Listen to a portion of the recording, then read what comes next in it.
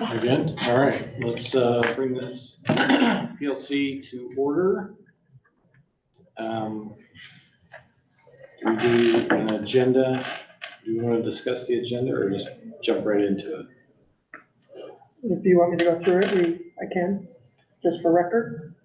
Yeah, let's do that. Okay, so we have, first off, we're going to have a business item, the superintendent contract, then we are going to go into the 25-26 school year, specifically focused on the board of directors. This will entail focusing on our board meetings and PLC schedule. We do have an adjustment to the board calendar I want to make you aware of, which we'll bring back in September. We'll review our superintendent board agreement. We are going to have a discussion then. We have started to look at the personal electronic devices with our administrative team of last week. So we want to show you just this is more information. It's not a first reading, but because this is going to take some time, we wanted to put the policy in front of you.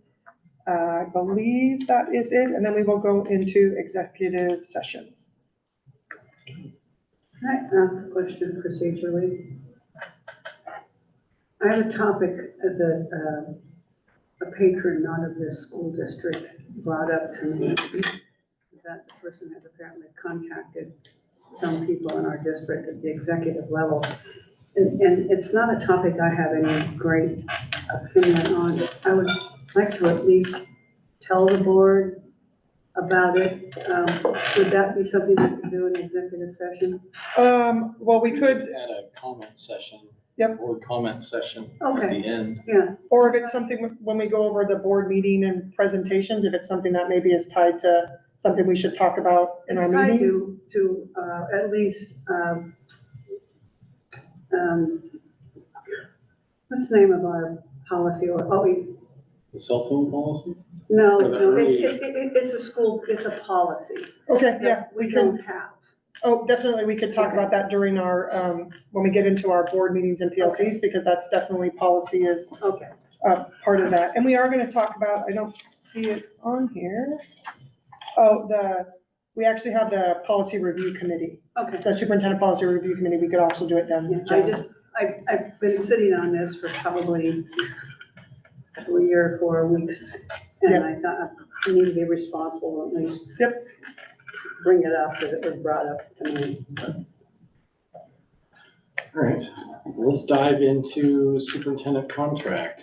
I appreciate all the work that Susan has done in my absence to get this freshened up. I appreciate that. Thank you. The 900 cc's. Yeah. Has everybody had a chance to review the terms?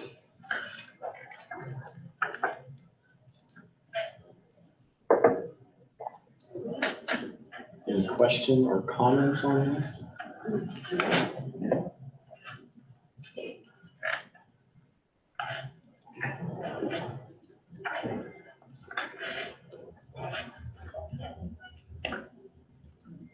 I guess I have one question. What is the normal tenure of a superintendent at a district? I just don't know that. Like, what is the normal? Good question. You want, What? So, I'll just in talk- your experience, like what you've seen or your counterparts in other. Yep. So nationally, Mhm. 2 years, which is not good for districts. I'll Right. just say that out loud.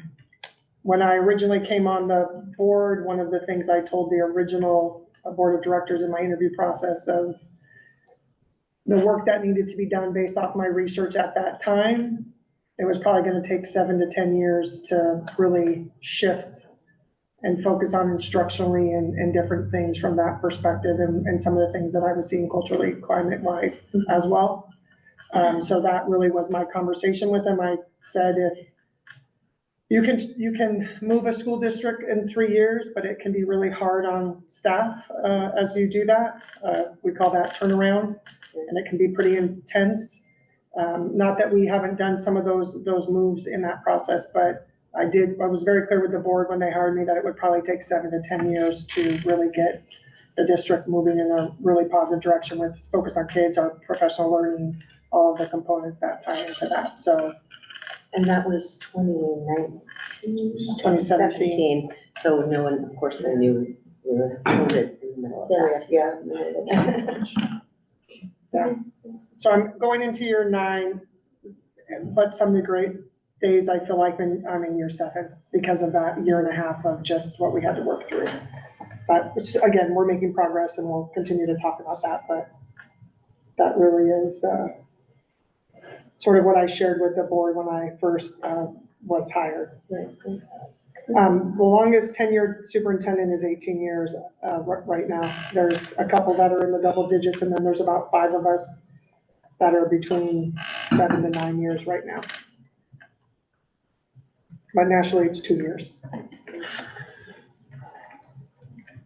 So the question before us at this point is whether or not we want to adopt this contract to offer, correct? This isn't whether or not she accepts, this is whether or not we're willing to offer this specific document. As I don't see any issue with it as at a all. rule. Any questions or concerns? Irene, hopefully you got your question answered. Andrea? No. Good. Susan, And you I good? worked through all of my questions with the attorney directly, Right, so. Okay, so I'll take a motion to adopt the contract as, I don't know how you'd word that, As presented. as presented to offer Superintendent Cavista. I Anybody wants move to to make a accept the employment agreement between Jennifer Cavista and Central School District. motion? Moved by Jan, seconded by Melanie. All those in favor of adopting this contract, please raise your hand. 5. Any opposed? No? It's unanimous. Here comes the tough part, I never say it. I will be signing it. You don't have to worry about that. I appreciate, and I work closely with Susan, so I appreciate the back and forth as we did look at it together also, so thank you for that. I mean, just so you know, we did remove some things that didn't really apply, cleaned it all up, so. Thank you for your efforts. I like having 2 attorneys work on a contract. But Gotta we won take in care this of that. case. Susan really took the bull by the horns while I was out, so appreciate that. Moving on, school year board topics, board meeting and PLC presentation schedule. Yep. You're sharing it, look at her. So, I have, and we have it slides for you, so if you want to work off of paper or it's up on the board as well. Just go through a couple things. And again, because this is a PLC, this is not as formal, so we can have more discussion, obviously, as we work through this. But I do have a handful of agenda items, and it was also posted on board. Is that right? Board on track. Board on track. On the website. And on the website. So if you want to go to the next slide for me, just a couple of our agenda items that we have. So again, as I always do, I like to start with learning targets for us and our success criteria. I am going to spend a little bit of time because I'm appreciative of this board because of the collaborative governance and the high performing, even when we have to work through difficult things. So I just think it's good to ground us in that again. Some of that you've seen before, but there's a couple slides that we, several years ago when we were in COVID and had OSBA come in, it just is a good couple slides of board governance and what that really is and responsibilities for us working collaboratively together and really you all working collaboratively together. Then I'm going to talk a little bit about our mission, our themes, not going to spend a ton of time on this because you've seen it, our strategic plan scorecard, which actually I went over this morning because today we started with our new teachers. So we had about 20 new staff in the room, really great group.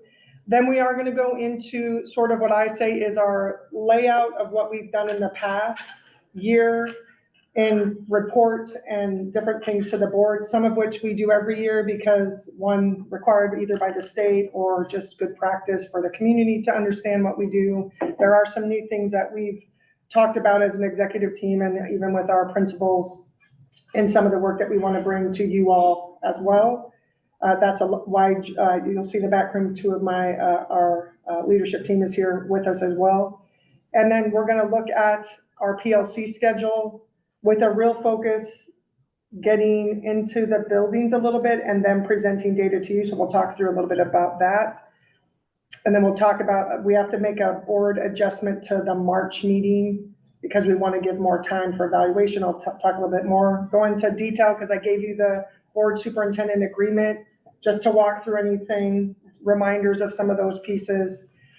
And then we'll talk about, we do have have worked through the superintendent policy committee. So we'll talk through what we're going to do with that. We do need to talk, and I will show you a first draft. Although this is not the first reading, this is just information of the personal electronic devices, the new policy, and then we'll go into executive session. Okay? So hopefully it won't take us the whole time till 6, but we will see how the discussion goes. So again, not a lot of shifts in our learning targets because this is really about us working together, working with one another. How do we continue to develop our learning growth as a leadership team, again, with the focus on our strategic plan? And then just how do we continue to have a high functioning team as we do this work together? A couple of things with our success criteria, again, strong relationships and leadership with one another, continuing to build and align a high functioning leadership team. And then really today is about that we have an outline for the work that we're going to do together for the 25-26 school year, obviously knowing that we can adjust through the whole time or throughout the year as needed. So questions about that? I have a question. So we talked when things were quite tense last year about whenever any of us are together, what constitutes a quorum and then becomes a public meeting. Yep. And if we have learning targets of initiating strong relationships together and getting to know each other, that's really tricky when you get into a public meeting and you can't actually talk to each other. So you guys can visit as long as when it becomes a public meeting is when you're discussing board business. Okay. So if you're like all going out, having a good time, I recommend you just keep it social. Don't talk about board business. Four people and just talking about, Four or more. So four like, or more. So you can talk about it like having. Our superintendent's uncomfortable with this, but like Dawn said, you guys could have a huge barbecue at someone's house. Right. All of you. It'd be great to invite me. I mean, just so I can make sure you're not talking about board business. Just to make sure, but you guys could go and have, and get to know each other and, play games, whatever. As long as you're not talking about board business, it's not a public meeting. It's when you have 4 or more of you getting together and talking about the superintendent or talking about curriculum or policies or something like that, where you have some kind of, and you can talk about it maybe generally, but it's when you start to get together and you're forming ideas and your ideas that are going to affect your business as a board member. That's helpful. And one of the things that we had talked about as like a sort of a communication to the public, remember, like there were people who were like, why can't I get a response to my emails? Why doesn't the board write me? Have we thought more about communicating that to the public, that you're not going to get a whole response from the full board, because then it does become like a public meeting and other things? Like, I don't know if we've talked a little bit more about that, the nuance to that and how we can communicate. Because I know for myself, I felt like if I didn't respond to people that I was not doing my job, but I couldn't respond on behalf of the board. Right. And there were, I think a lot of it calmed down, but it's an odd position to be in when you're representing people, but you feel like you can't talk to people. Does that make sense? Yeah, and I think us going through, and that's why I sent this out, of like spending a little bit of time in our board superintendent agreement, because there are some clear language in there, and maybe we just share today, like, hey, here, just reminded the community. We also are gonna, depending on what changes or things that you might want to add, take away, those types of things. We're going to adopt this as a business agenda in September, so we could talk even further about. And it is on some of these. This is on the website. Oh, perfect. Yeah. That's on the website. So I think this can help maybe a little bit of the community to say, hey, here's why we can't do this, at least being able to have that as another option. Melanie, I think Jan has also gotten a good kind of response to how she handles the situation. Yeah, I thanked them for their letter and the communication, and that our board practice, I don't use the word policy, is to forward all emails from the community to the chair of the board. And then I assume, I mean, no one has threatened to hang you, Aaron, so I'm thinking that you respond. Thank goodness. That you've heard. That's how I ended up responding to it. Yeah, and that Okay, gives, but it it's gives you just- opportunity to respond to the person who's writing to you, but also, and explaining the process, right? And then they're getting it from you guys what the process is, and if they're like, well, why can't you just whatever, then, you know, maybe. And I've had a couple people actually respond and say, thank you so much, you know, sort of paraphrasing it. Thank you, because now I know you're not ignoring me. Yeah, right. So. But you can't, like, if they, sometimes they CC everyone, you should never reply to all, right? Correct. Oh, no. Correct, Yeah, because because then then, that's like a meeting. Well, then all we do is have our emails Yeah. filled up with stuff, but no. also then, Sometimes I will just reply all just so everyone knows. Well, you're, From you, so. Yeah, but you're the chair. You're the Right. chair. Other times, like the one that's, I did not respond to purposefully was because there were legal issues attached to that. I had worked with Jen and counsel on whether or not I should respond, and the consensus was no, because there were ongoing investigations and ongoing. that one's How many the legal anonymous actions? one. Or the anonymous one. No, You or, don't respond, usually they're anonymous. yeah, typically not, but there were a couple that were just coming so fast and furious at one point, I just slipped through the crack, and that's. But then- once or twice, like that kind of situation where you're all getting the email, it's when the boards have a conversation by email to everyone. That's when it becomes a public meeting. And so the more we can avoid it, the less scrutiny maybe we'll get, or like questioning about that, because we want to have our public meetings in public, right? And we all know that. We don't want to accidentally do something outside of the public eye. So that's the purpose for the not replying all when the whole board's involved. But I do also have some things that we have through the agenda that I think you're gonna see some check-in meetings to where I wanna have a conversation about, like, if there's 2 or 3 of you that wanna meet and talk through some things. We had that a couple years ago. I wanna re-implement that, so we'll talk a little bit about that also today, through our processes to help make that better. I felt like you didn't finish your question. No, I think that's helpful. I just think it's always it's an interesting dynamic, right? Where we want to build a strong relationship as a board and get to know each other well, but you're in that weird place where you could like instigate quorum. And so I know for myself, last year, or 2 years, I don't know, I've been on this board now, I was the new one. We now have 2 new people. And I know for myself, that was one of those things that I was constantly like worrying if I was doing the right thing or not. And so I wanted it would be nice for us to explore like how you build strong relationships together without instigating quorum and other things. And I think, just making sure that you guys are probably fine, but I know for me, it was always something that I wasn't sure if I was doing the right thing or Might not. be a good topic for Vince to do. I don't know if you can do a Zoom You probably could, and there's, or OSBA. if you see your OSBA emails that you're getting, hopefully, they do have a seminar there for public meetings that every public official is supposed to take. We were thinking about showing it to you guys here, but because you have to have a subscription to OSBA to see it, I think it's proprietary. So we didn't want to show it here and then blast it out on Zoom for everyone to see. So we decided not to do that, but I would encourage you to definitely go and watch that training for public meeting. We took 2 slides from it that you'll see here. This is a different meeting. This is a Oh, different you're right. thing. You are This is correct. yeah, You so, are correct. but I could reach out to Vince and see if we could get something scheduled for like December or something, our next work session. We could, or sooner, maybe a PLC, we can look at that. Okay, would you guys like that? Yeah, I just know that I want to be a strong representative of like my constituents, the people who voted for me, but also do my job in a really thoughtful way. Good question. Thank you. And I'd like to build a strong relationship with all of you. Yes. And here's what I We will should say. have a barbecue. We won't She's gonna have her That's tea good. party. That's I'm gonna plan a party for y'all. You can come and monitor. Just a monitor. I don't even have to have any food. You I can can just monitor all like, of it. I'm quite awkward in social situations. And so just, you can- I think it's important because I think that people don't also understand, Emily has really two jobs in the district. She's not only the communications coordinator, she is the board secretary.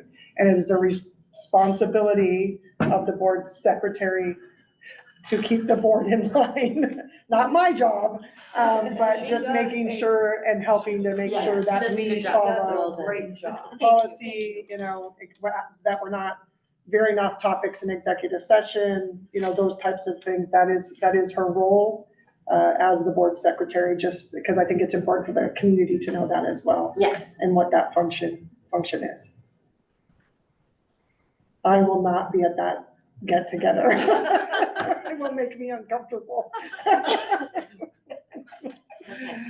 You all can do that. Just don't talk anything school district, please. you've got to carry What the else is torch. there to talk about? There's lots of things. We have a great community. There's a lot of things going on in the community. It's Justin Bieber. Hey, I like Just him. randomly. He dropped a new album this summer. It's been very You're a important for believer, me. I am. You know that. All right, getting us back on track so we can Sorry. keep moving forward. No. Absolutely, it's good comment. I'm gonna try and work that into my speech as we start the That's school a year. good idea. You know how much I love him.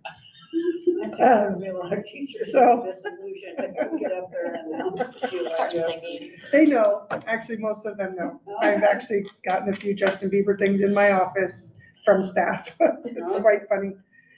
So, I know I said this last time, but I think it's important, again, just talking about our collaborative governance and how we partner together, really to help learn and lead together and really focus on Central School District, holistically K through 12. How we do have that trust and respect, again, through good times and through hard times, which I think we've done a lot of that in the last year as a group, where we have shared focus. And again, we're going to talk throughout the year. We have our current strategic plan, but as we go through the year, you're going to hear us talk more about the incoming accountability legislation that passed this session. And so we are aligned in a really good spot for that, but I think there's going to need to be some adjustment to our strategic plan. And so we'll talk through what that might look like going into the rest of this year and really probably into the following year. And then again, I am very appreciative that we all are focused on student learning and making sure that we're moving that forward, and that we are all responsible in helping to do that in the roles and the positions that we play in this. And so just again, I think that's a great slide. The next slide is just another version of that, of how it flows together. And again, just how we continue to do that. I was with as being a more veteran superintendent in the state, this past week, I had a superintendent that was, I'll just say struggling, and needed some mentorship, and how to work with their board. And I am blessed and I am thankful to all of you because of the work that we do together. Again, whether it's good times, fun times, celebrating kids, or some really hard things that we're having to do, again, collectively or separately. It's very, I'm very appreciative of this board and the work that we do together. So I think we live these and we continue to get better at these as a group. The next slide, Vince has showed this before, and I think it's important to share. One of the things that he talks about is what does a good high performing board look like? And you'll see at the top 3 different research that really talks about what does a high performing board do? And again, as I go down this, we hit all of these marks, right? We're focused on vision and goals, and looking at and again, I think in the future, we're going to need to adjust those a little bit. We continue to talk about climate and resources. We're going to talk a lot about resources over the next few years because of some of the things that we're going to be dealing with both federally and statewide potentially. We use data and monitor it. We build that strategically. I think we build cohesive teaming and what that looks like. We do get stakeholder and community engagement in different ways, whether that be surveys or community chats. I think there's other ways possibly that we could continue to expand that. And then obviously we work on policy and accountability. So again, I think this shows what you all have built or what we all have built together as a leadership team. But really, this stands out as a high performing board, and you all have helped set this stage to many of these areas. Next slide is just a different view of it because it just really shows what you all help us do and your responsibility as board members. So I just want to pause. Questions about this or thoughts about this? I think it's important to highlight because Emily, I was showing this to Emily last week and I'm like, wow, isn't it nice that we do all of this? Like we really have built some really good things in the school district, and I hope we can continue to do that over the next few years here.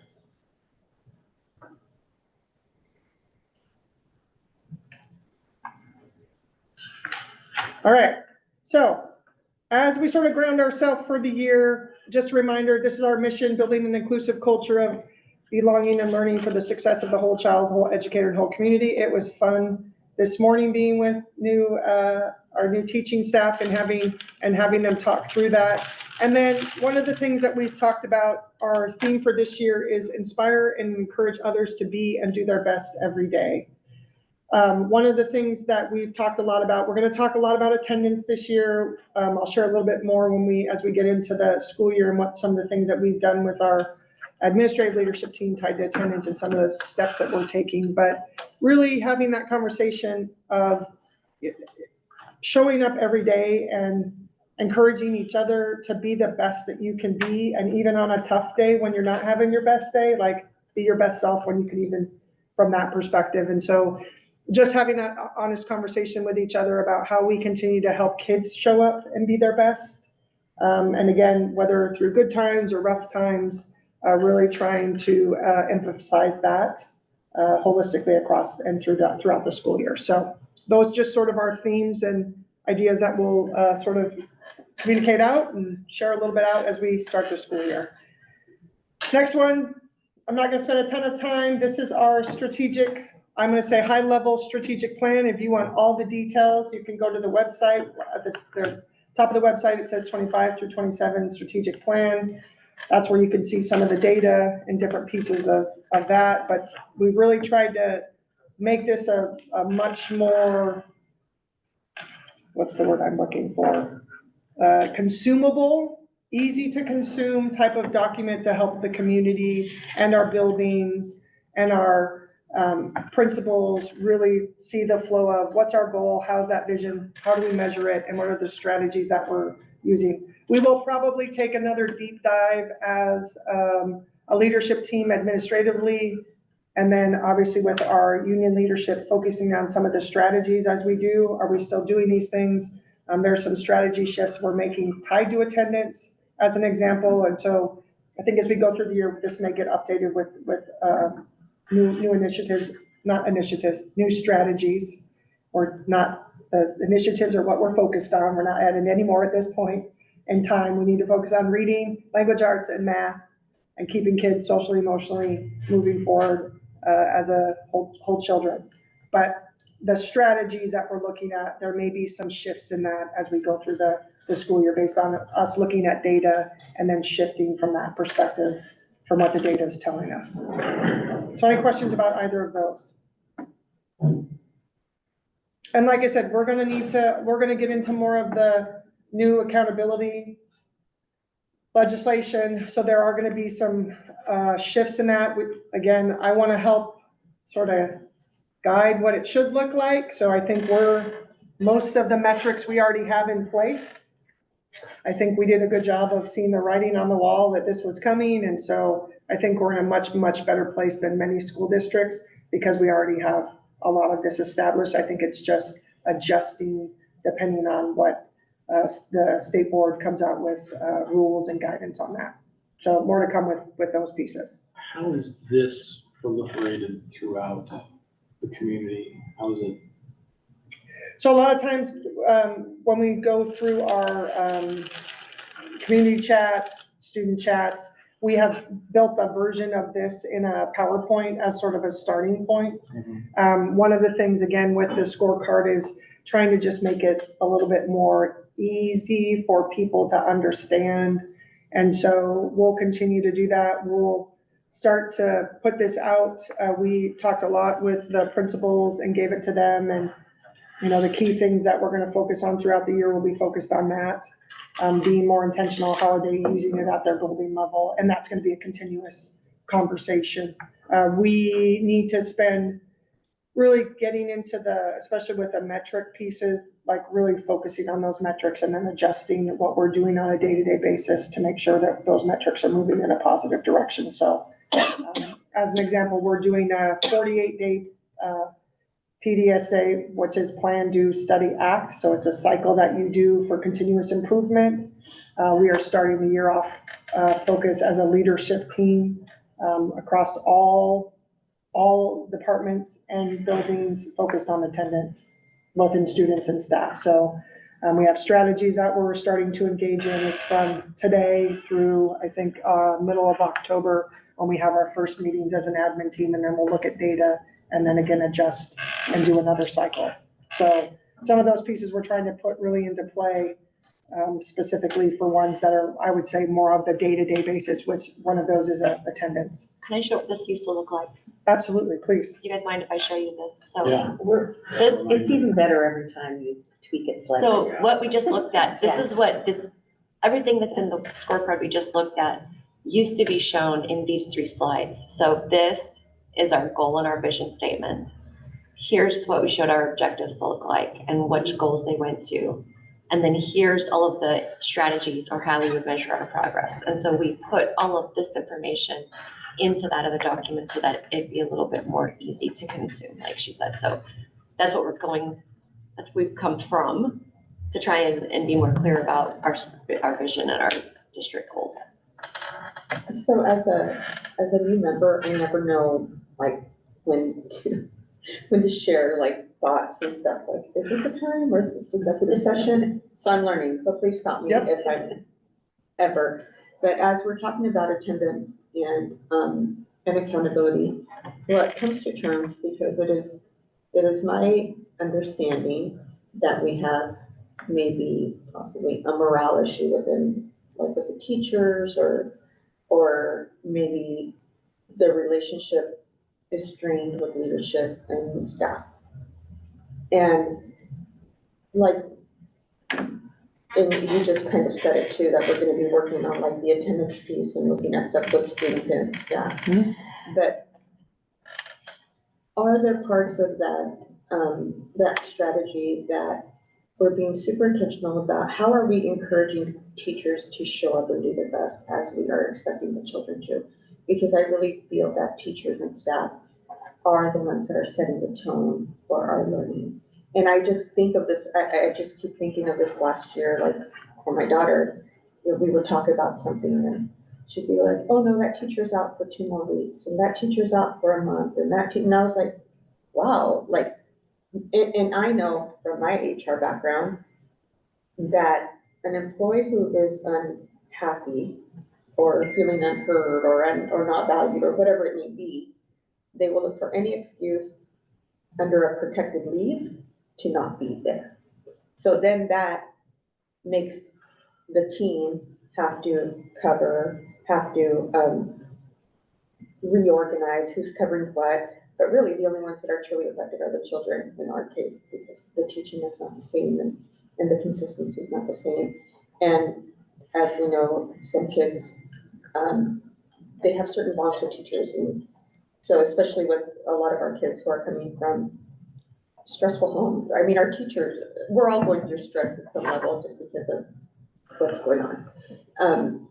And so I just feel like we really, really need to focus on how to re-engage our teachers and our staff in a way that feels like they're feeling heard and they're feeling, and I recently, it's really interesting to see what different organizations do and outside of education.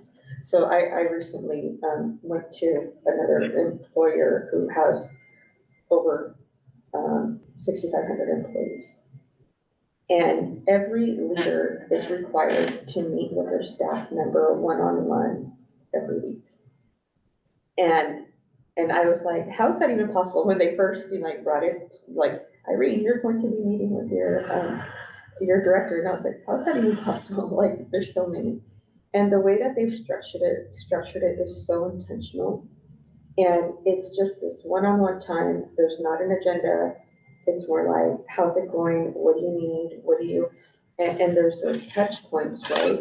And it really does help an employee feel valued, heard, and like you're connecting with somebody. So I just don't know if that's something that could be incorporated at holding administrators available for really taking care of their people, because I think a lot of times what we hear is, oh, the superintendent and the superintendent and the super, and I feel like people really need to take accountability for making sure that their teams are okay, for them to be able to do what we're asking them to do on the daily, because it's hard. Yep.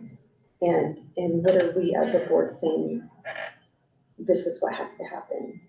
So. Well, By student. yeah, I was gonna talk Studer, and there's a tremendous model, and I first learned about Studer in healthcare when I was working in HR and healthcare. And they would talk about, it wasn't necessarily a one-on-one sit-down meeting, but they call it rounding. Mhm.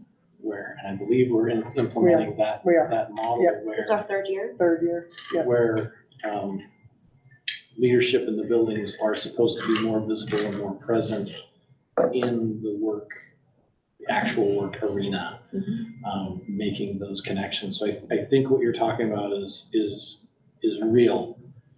We're trying it with this rounding away. It's a proven model. Like, and the thing about healthcare is since the ACA, they implemented a policy where you have to get certain patient satisfaction scores, or you don't get your full Medicaid reimbursement, Medicare reimbursement. So there's a lot of money on the line to get those scores up. And rounding was one of those strategies that they used in order to help specifically nurses feel more connected to leadership, feel more connected to patients and things like that. So,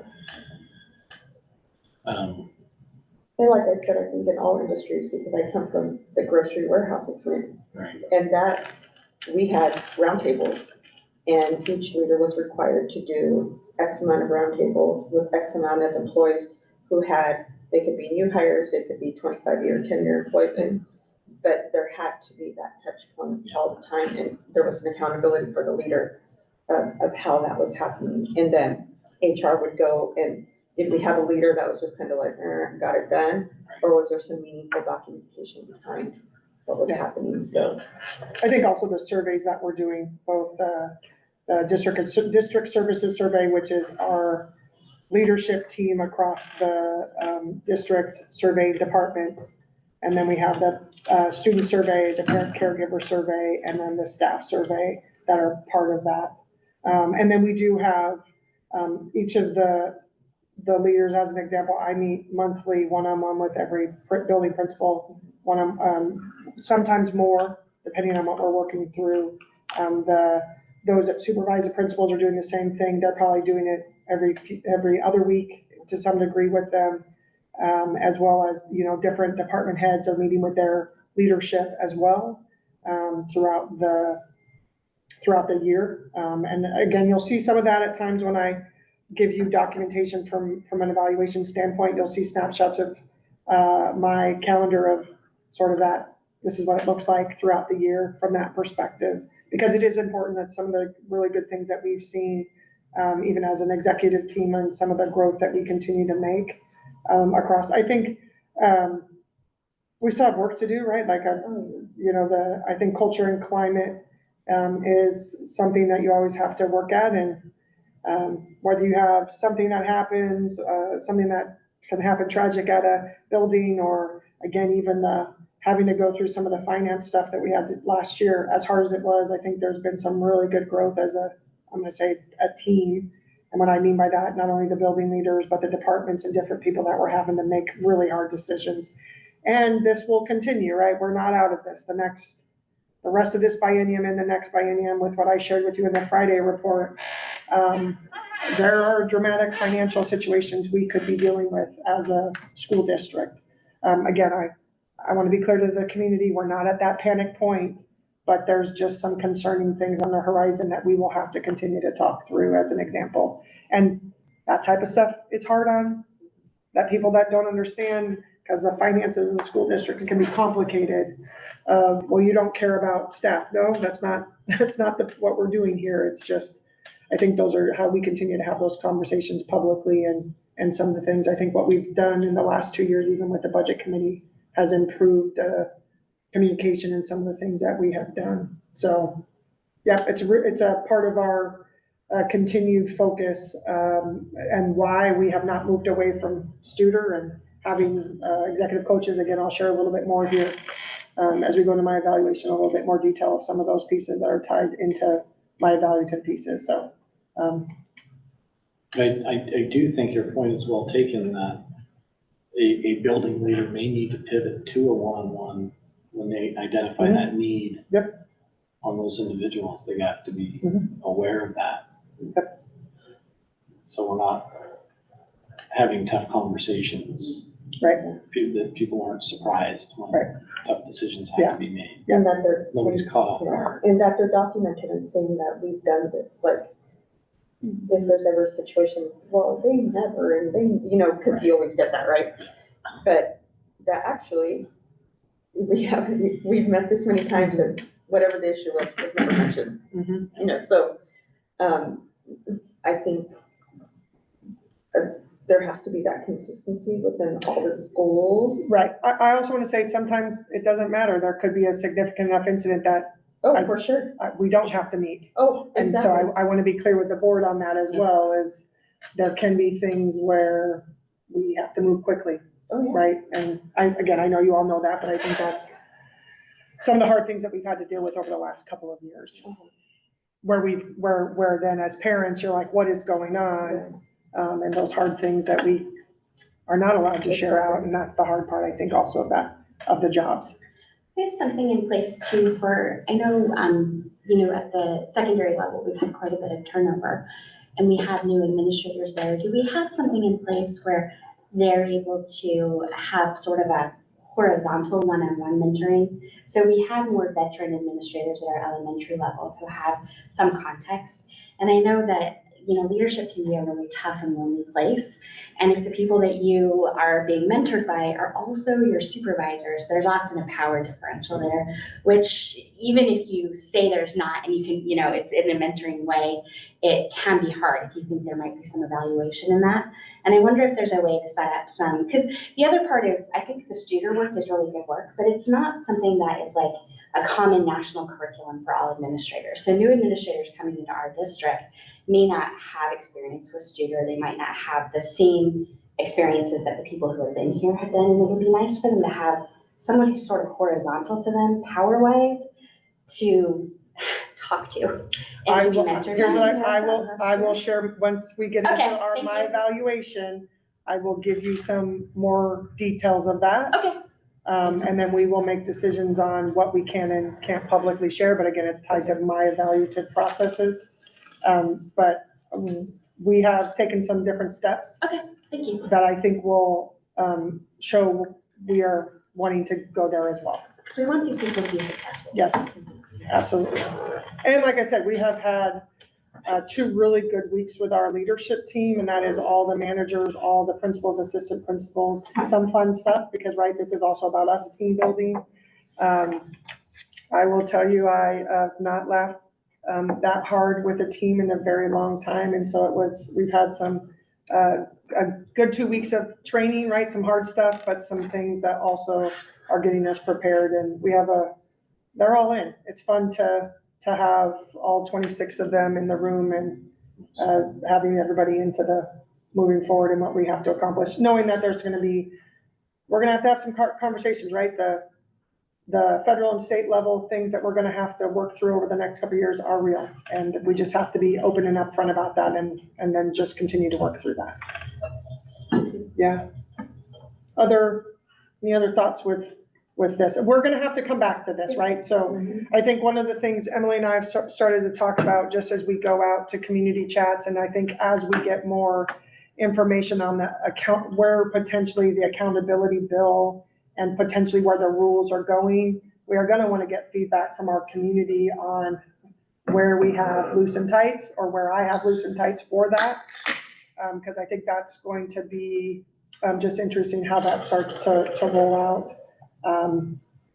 I've pushed the state that if they're really gonna do this accountability, then they should be building us a dashboard that is all the same across all districts, so then we can filter differently. Right now, we're doing it more stagnant. We're trying to work with the company so it can be more outward facing, which I'll share a little bit more again as we go into my evaluation piece and some of the things that we're doing there. But, that's one of those. If we, really having this accountability, then our state, are you gonna make sure that our data is up and present and doing all of that? I mean, we're already doing that, but I think there are some things that we've asked that I think could help in support of this as well. Okay, so next slide is really just, this is last year, and then we've put some things in here as we go through. This is just a sort of a snapshot of what our year could look like. And so just want some feedback on a couple of different things as we go through this. So September, we usually do a safety and security update. I really think it's good to start the year. It helps us get information out to families about the language that we use with safety and security. We are going to share at the board meeting a new initiative tied to, we had some issues. We did have a situation last year where we had some entry and exit things before and after school that we were having to deal with. So we're going to talk through a little bit about some of the strategies that we're working through and starting to put in place with safety and security. So we do that in September. We're gonna need to spend some time on the personal electronic devices, which we'll give you a little bit more information there. And then usually September is when we do the board superintendent agreement, which we're gonna talk through today as well. October, we do our first data review. We'll have I already have state test scores. There's gonna be some things to celebrate, and then there's some things we still have work to do, but we will be able to publicly talk about that even more. We'll start to share a little bit about our attendance, and then continue to talk about our culture and climate surveys as an option there, and other data that may come up.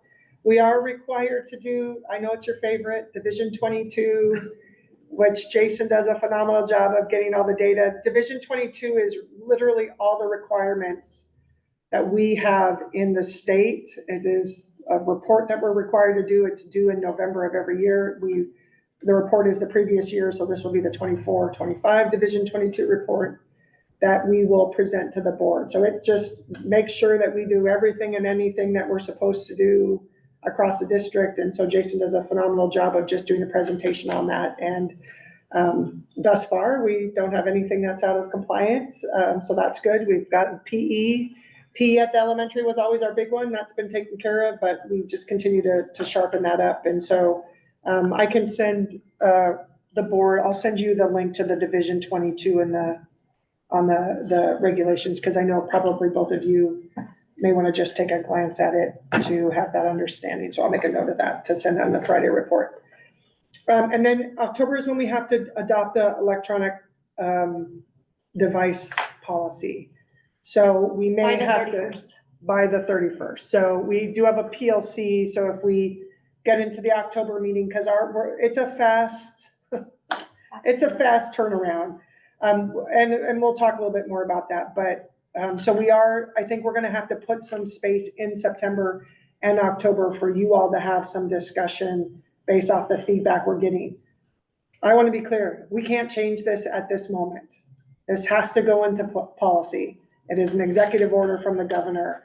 However, there's some things strategy-wise of when we implement. I would like to hold off because I can see us having to change the policy multiple times possibly before we implement, because the state board's going to have to do rules and all of that. So we're required to put it in play by October, the policy, but we'll share a little bit more here. So just putting that on both of those to be able to get input from community or any, you know, where we can make adjustments, those types of things. There, and I'm gonna say it again, there's no funding tied to this. So you're gonna see that, I know, of course not. Unfunded mandate. Unfunded mandate, again, We love yes. that stuff. Favorite, choice of Yes. our legislature. But I think the draft reflects that. Yes, because we In a have big to, way. we've had to make some, I mean, we had a pretty intentional conversation with administrators, and I just said, this whole pocket thing is not happening. We don't, it's $50,000 and we don't have that For one money school. for one school. Like, we can't afford that. That's, that would just be for the middle school. So we're just, like, some of those things come off the board just because that's not gonna be, and then we're gonna do our best to implement this in support of what they're trying to do. Do you know what Yeah. they're talking about? Not the pocket. Oh, it's There's a, The only there's a, time I ever had to do it was when I saw John Blaney at the Moda Center. Like, it's that level of expensive. They put it in a locking In a special neoprene pouch, pocket, yeah. basically. Mhm. It's And insanity. it takes a staff member to unlock.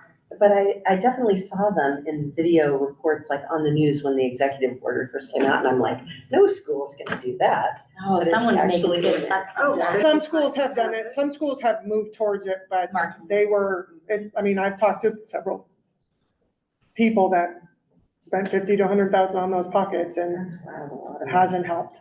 I'll just put it that way. So there's some good learning from people that have, you know, again, sometimes it's great to be the front runner in things, and sometimes it's not.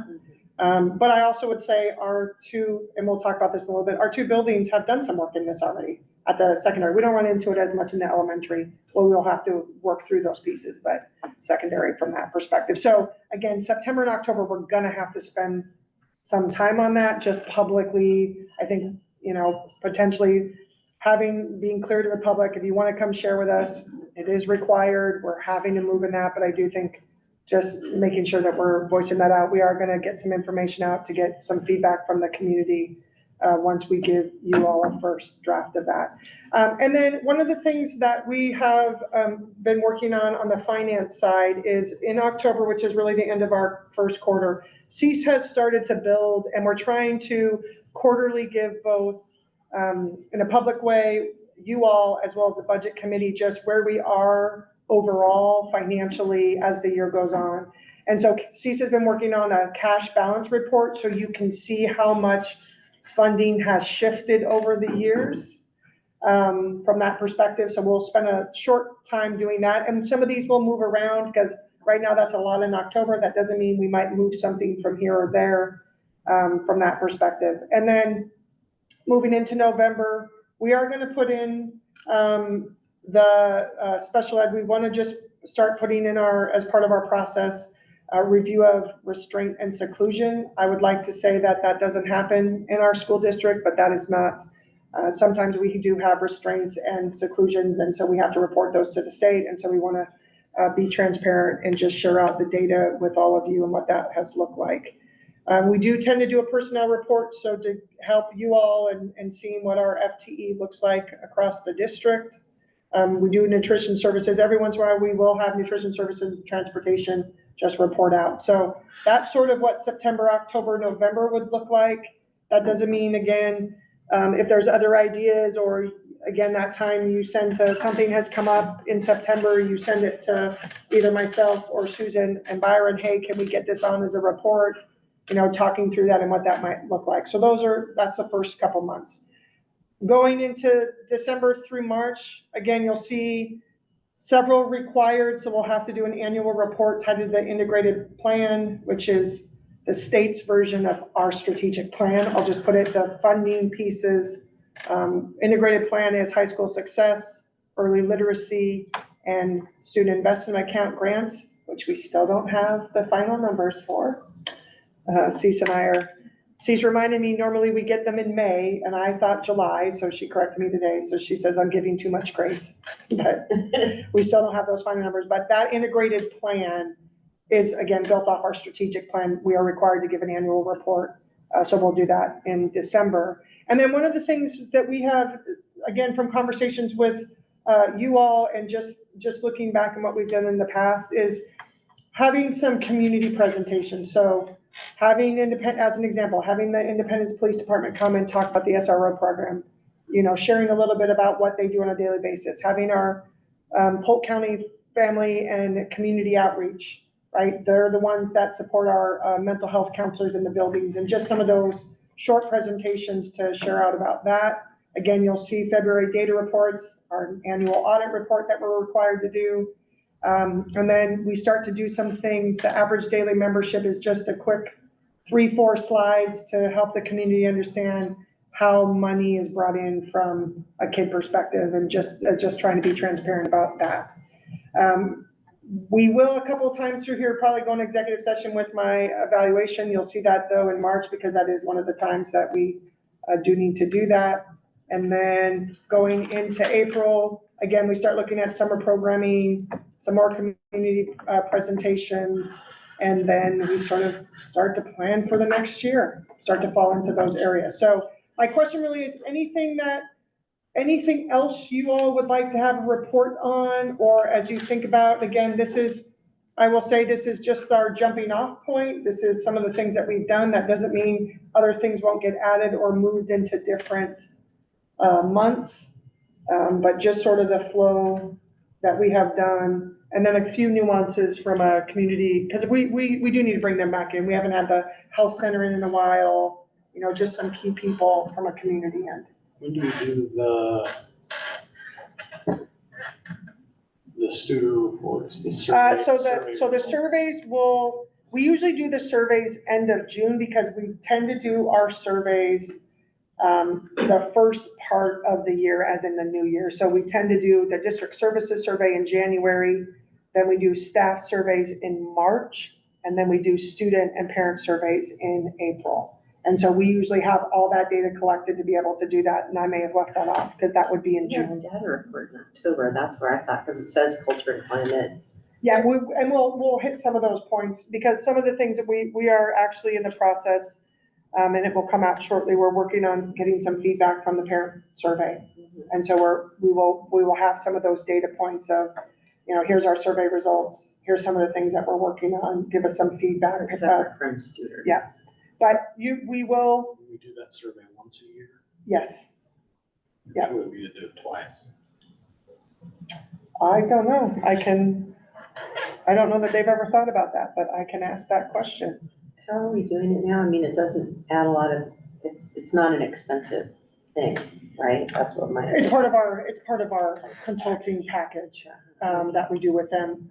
So usually the surveys are open. So the district services survey, I usually keep open 2 weeks, and to give our leadership team time to fill that out.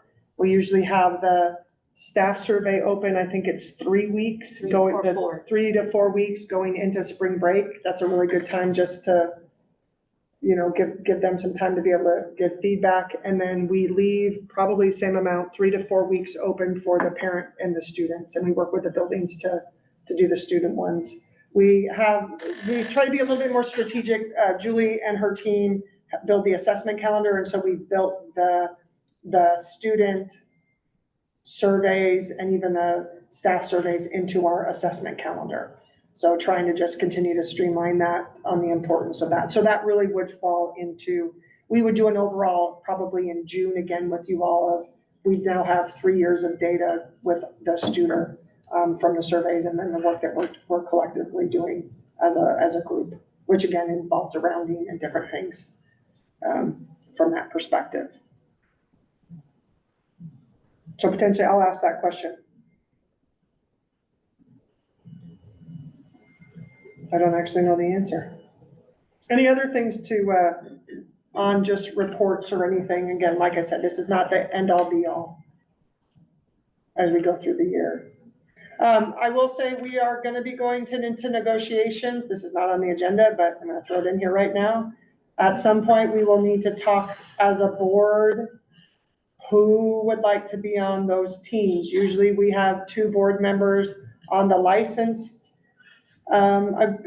negotiations and 2 more board members on the classified. So I'm just going to throw that out. No one needs to say anything right now, but we probably should get that sooner than later on who who might want to have those positions. So if you do have an interest, do this, please, yep, I see Melanie there.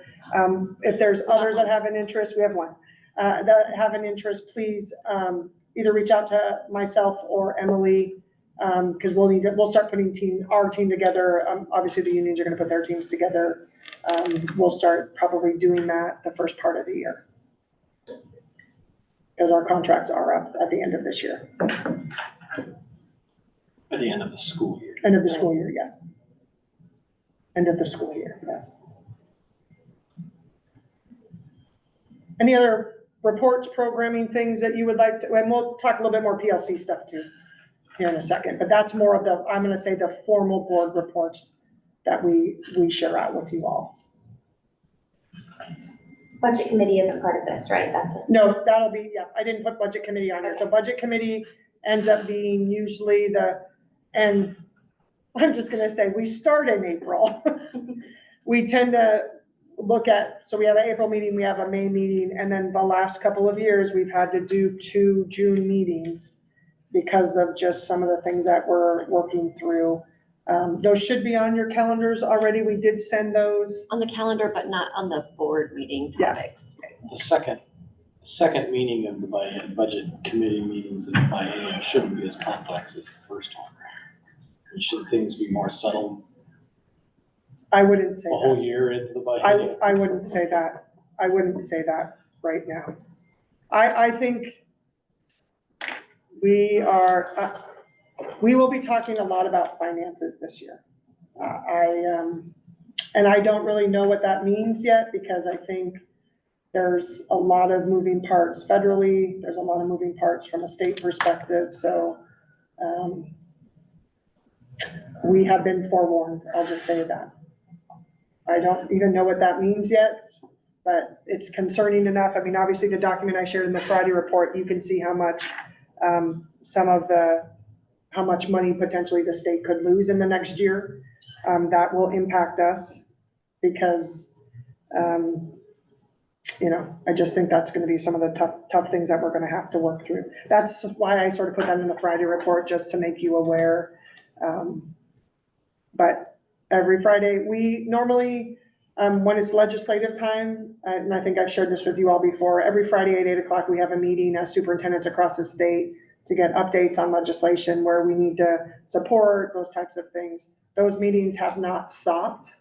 Normally in a off year, we don't have those, but quarterly, we have met all summer on Friday at 8 a.m. to continue to work through things. Emily's, because I've taken a couple days off, Emily sat on meetings for me just because we've had to stay abreast of what potentially is coming forward. So that's the fun news. If you're asking me, Byron, that's how I'm gonna phrase that in a sarcastic way a little bit. And I don't know if this would be appropriate or not, if we're talking about the different things we're gonna do each month and what we're gonna look at. But back to my thinking about employees, anyways, would there be any way that we could invite, like one principal to come each meeting and just kind of give us, because we see like the outcomes and stuff and the results of surveys but maybe so that the board could connect with administrators, or they would come and just kind of, like, let's say the Ash Creek principal comes and just the highlights, great things that are happening at their school, maybe some challenges that maybe that's going on that we could support, or we just need to be aware of, right? And just giving them the opportunity to do that. And then the next month, the IES principal comes, and maybe it's a team thing that them and their assistant, whatever. But just kind of from their perspective, what are you seeing? What are some great things that your staff is doing? Because there's a bit of a disconnect with us. I feel, I don't know, been in this for 3 months, 2 months. But I feel like there might be a disconnect in us with individual schools. Like we get all the information for everybody, but like, I would like to know what great things, like I never hear a whole lot about MES. You know what I mean? Like I would like to It's in the slide. Oh, is it? Okay. It's the next slide. You're already, look at you. I didn't interrupt Jen, you. before we go forward to that. Not this past year, the year before that, it was we did, and I understand we're going to do again, exactly what you're talking about. Each school, we would visit during the day. And except for a couple times, then we would meet again in the evening in a smaller setting. And sometimes then there would be more data presented, but the principal was there and a couple of the teachers. And it was often a time to just hear what's going on. And not everything was fabulous. I mean, it wasn't like the principals were, it is just roses and lilies at our school, and it smells so good. There were some real challenges, but to be able to be in the school with the kids, how long were those sessions? About hour and a half. Hour and a half? Yeah. Being in the classrooms was the best. Yeah, and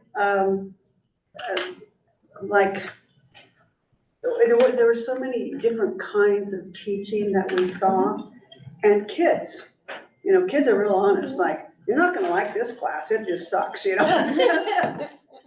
are, they're very honest. The child was, from my perspective, a little disillusioned.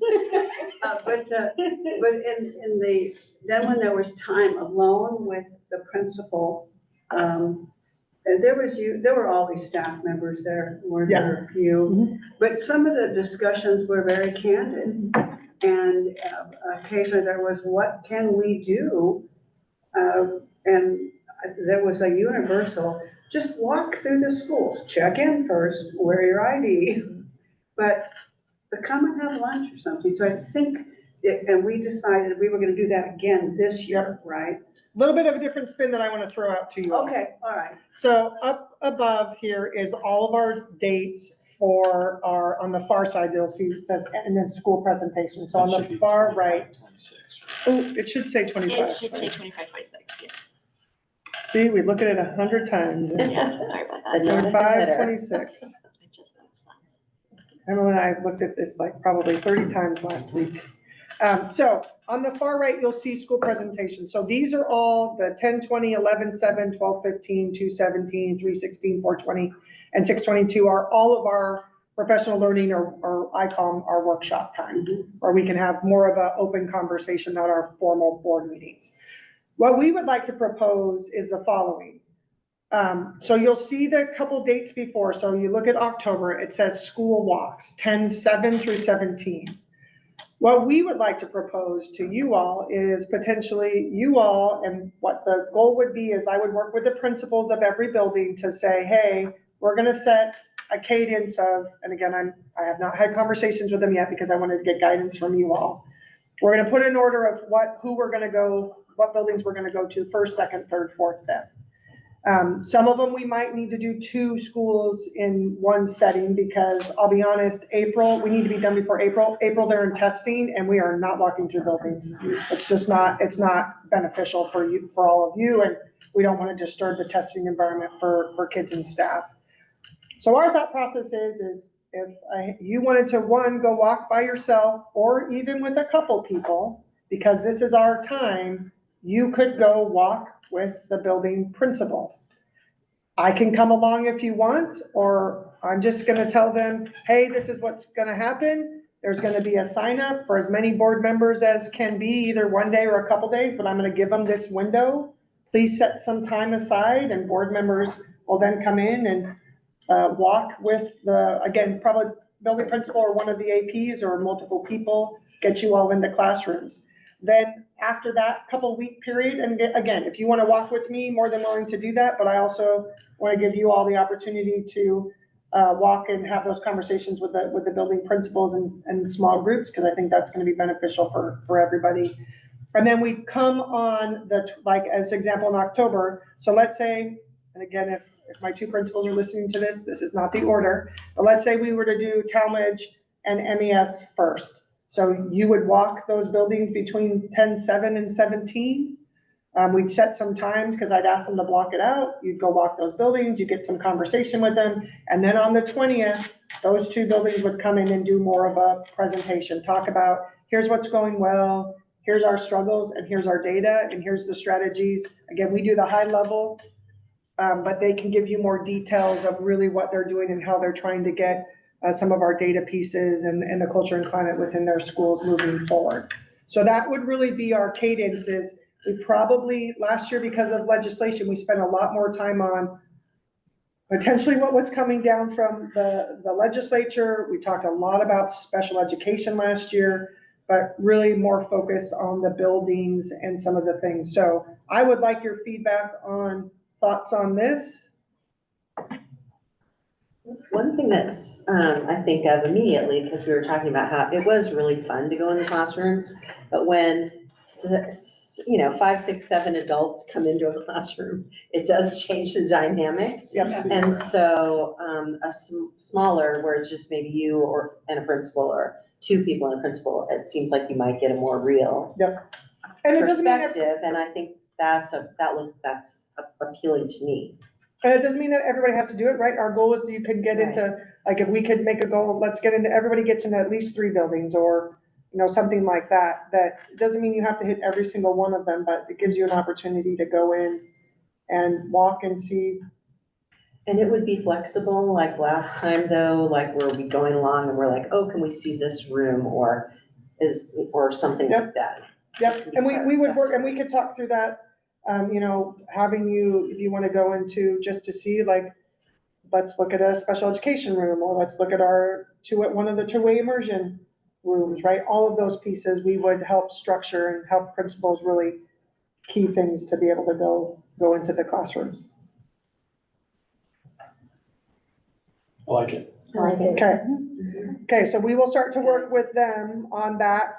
And then we'll figure out a way of how to sign up, and just sort of probably some sort of form, and get that out to you all. And once we have that discussion with the principals, we'll need to decide who goes first. I'll be honest, I'm gonna probably push Central off. That is a new team, Central High School, that's a new team. So I wouldn't expect that they would go until February, March, just to allow them to get their feet on the ground as a leadership team To know the names of all the staff. Yes, That's a big staff. it is big stuff. Yeah. I'm very excited. Today was, Julie, Brian, myself, I don't know who else presented today, just have had a really good, first day with our new teachers. And tomorrow we have our classified staff coming in. So, we've started. If people haven't thought we've started, we've started. So I'm excited about this. And then we are, I think in April, as we go into budget, the only other thing on this one is I did put special education in there. I think with just some of the things that we are going to continue to work through, that we put that on there, and we can have discussion, especially going into budget season. And then June, setting the stage for the next year. Let's see, what is next? And we get to have graduation on our own turf next June. We do get to have graduation. Although I'm not gonna lie, it was not that I want to go back to WUBIT, because it was beautifully done. It was very nice. It worked I will out. tell you that one of the things that the information, a fair amount of information, is we didn't have to limit the number of tickets. So it's gonna be up to the building on what they want to do, but I will tell you, it was, we have overflow usually in the auditorium, and we do a streaming, but we didn't have to limit tickets this past year. That was nice, because normally we have to, what is it, 4, I think? Yeah. I think in the They past. charge us for that? A small amount, yeah, very small. But it was nice to be able to have, there were people there, just Yeah. friends, you didn't Yeah, have to sure. be this close. Oh, you're really family. Yeah, so we may still talk about that, and if that's, obviously depending on Wu's schedule, but, Keeps our turf nice. I know, I'm not, Yeah. I don't know Well, that I I mean, want it I on the think turf, that but people that's couldn't go to- that's my, we have a beautiful turf track that What I year hope. did they transition to doing it at the high school?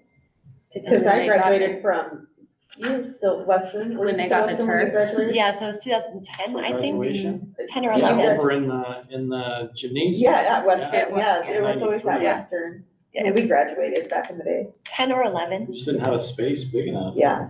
And we had grass, not turf. Yeah. It's Yeah. parked. Gee, I'm Yeah. such Tired extra trying to simple build a grads field. now. Oh, that's funny. Yeah. And was there more parking? Oh, Yeah. there's a ton of parking over That's there. I always- Yeah, mean, great thing to consider. I So didn't I- realize we had to do overflow before, I guess. oh yeah, I mean, we at times stream, and that's sometimes that's sad. complicated. We stream it, so then anybody can go into the auditorium, and then we can stream it from there. So, we'll continue that conversation with the leadership over there and see what they want, and the kids, right? Obviously, the kids get voice in that. We didn't get much complaint, I mean, it was very well done last year. The kids are Ian- excited they're done. Yeah, Ian and the team did a really good job, yeah. At least with that Who chapter, cares right? if it's wearing it, as long as Yeah. I get to wear that nice looking hat and gown, I'm good. Possibly, yeah. So then, last thing with our work together, here are the dates that I have on my calendar. So I hope you all know, I don't get to run my calendar. I really don't touch it. I'm told not to touch it. I don't get to make choices in what I do and what I say. Well, I get say in July, when we actually build a district-wide calendar and getting dates on. But I do tend to try and keep Fridays where I can help orchestrate meetings more from that perspective. And so I have set aside times from starting in October. I didn't do September. September can be a very busy month for all of us getting school started, and just the things that we have to work through at times in getting the buildings going, and enrollment is moving in a positive direction, which I'm very thrilled about. A month ago, I was a little worried, but we have had a lot of enrollment in the last week. We have registration at the high school, so I do think that will continue. So these are check-in meetings that people could sign up for. So if 2 or 3 of you, no more than 3, wanted to come and have a conversation about school district things, we could, whether that be for an hour or whether that be in half-hour chunks. This gives us some time, and my thinking would be we do sort of a sign up. I do some sort of Google form. You can click on it, and then I can see who potentially is coming in and what the topic that you're interested in talking through. So if this is something that we want to get back to as well, because we didn't do a ton of it last year, I will get this out to you all, and then we can, and again, if we need it, great. If you don't, then we can just set those times, and I think that will help. And then if there's certain people that, again, you want a better relationship with Susan, maybe you and Susan set a meeting with me, and we can continue to talk about things, as an example. Byron is a lot more fun than I am now. Or other board members, it doesn't have to be with leadership, it can be 2 or 3 of you outside of that. But just as an example of, like, if there's a board member that maybe you want to have a policy conversation, and because a couple of you have been on the board longer than other, it could be a beneficial meeting to have those types of conversations. I mean, to me, this is a golden thing, because when I first started, I had 9 million questions, and they never seemed appropriate to ask in a meeting. And you can literally just write down your 25 questions that all sound like, should I even be asking about this? And get them answered. It's awesome. I like this because it's inclusive of all the board. I mean, you two have a job to do. I mean, you do. You have to meet once a week. And you have a larger responsibility than the rest of us. And to have something like this where the rest of us can ask questions that might not ordinarily be asked, in a meeting, it does give us the opportunity to, I think, be more included. Again, you guys are the heavy lifters, and that's deeply appreciated. Well, every month though makes it timely too, like Yeah, there's stuff I that like we this a talked lot. about that month that you still have some lingering things about. It's just, My first Really year, helpful. my first year was spent I'd chew on her ear after the meetings, after a 3-hour meeting for about a half hour, 45 minutes at least. Just barraging her, avalanching her with Yeah. questions and. I wouldn't say it was avalanche. I think it's a good opportunity I think This sometimes we provides don't, the framework. like, right outside of this PLC, our board meetings are very formal, right? It's a formal board meeting. I also don't think we talk enough about that, of how we have those opportunities of, that is a really formal process. This is more casual. We can have more dialogue, but I think the collectively, it has been helpful. And for me too, of, okay, it helps me understand maybe, okay, what are you hearing that I'm not hearing? I'd like to say, I've got lots of people I'm a listener, I listen to lots of voices and, but I think it would be, maybe I'm not hearing something or someone's telling me and that's not really what it's being conveyed. A kind of similar idea. I think even better if there's at least two of us. Because, right, we all come at things in a different way too. And so the person that happens to be there with you might ask a question, you're like, I never thought of that before. It's just useful to not have it just be one-on-one, but to have 2 or 3 would be ideal, I think. And if these times don't work, you can at any point email me and say, Jen, do you have half an hour? I will do my best to find time I do get to control. I did tell the 2 people that help run my calendar, I am gonna, if a board member wants to meet with me, I am gonna set that one on my calendar. So, yeah, so if this works, I'll do a form and then you all can sign up, again, talk to each other, however you want to be able to do that. We cannot, because this will be talking about school district items, we will not be able to have more than 3. So that is our total limit that we could do for this type of meeting.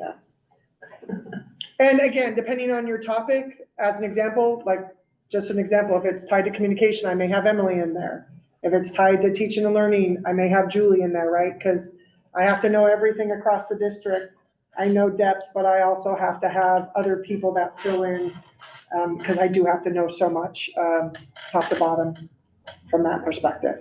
And as an endorsement of taking the opportunity to meet with her, it's a very safe space where even if you have something very sensitive, a question, an opinion, she'll listen to anything in a non-judgmental way. And it's been a terrific experience working with her and getting her insight into stuff that you might not want to discuss in a public setting or even in front of your fellow board members. So just take advantage of it. This work is hard. I think people think it's very easy and it's not. Leading people and helping young people learn and grow is a very difficult process at times. There's a lot at stake. There's a lot at stake. And there's a lot of opinions. Amen. So. I understand that. Yes. So what we'll do, Emily and I will work on this week. When we meet, we'll start to put a form together to be able to get out to all of you. We'll put that in the Friday report. And then what I'll probably do is just keep that link in the Friday report to say, there's a reminder, here's a link if you would like to sign up, and then we'll go from there. Can we take a 5-minute break? Absolutely.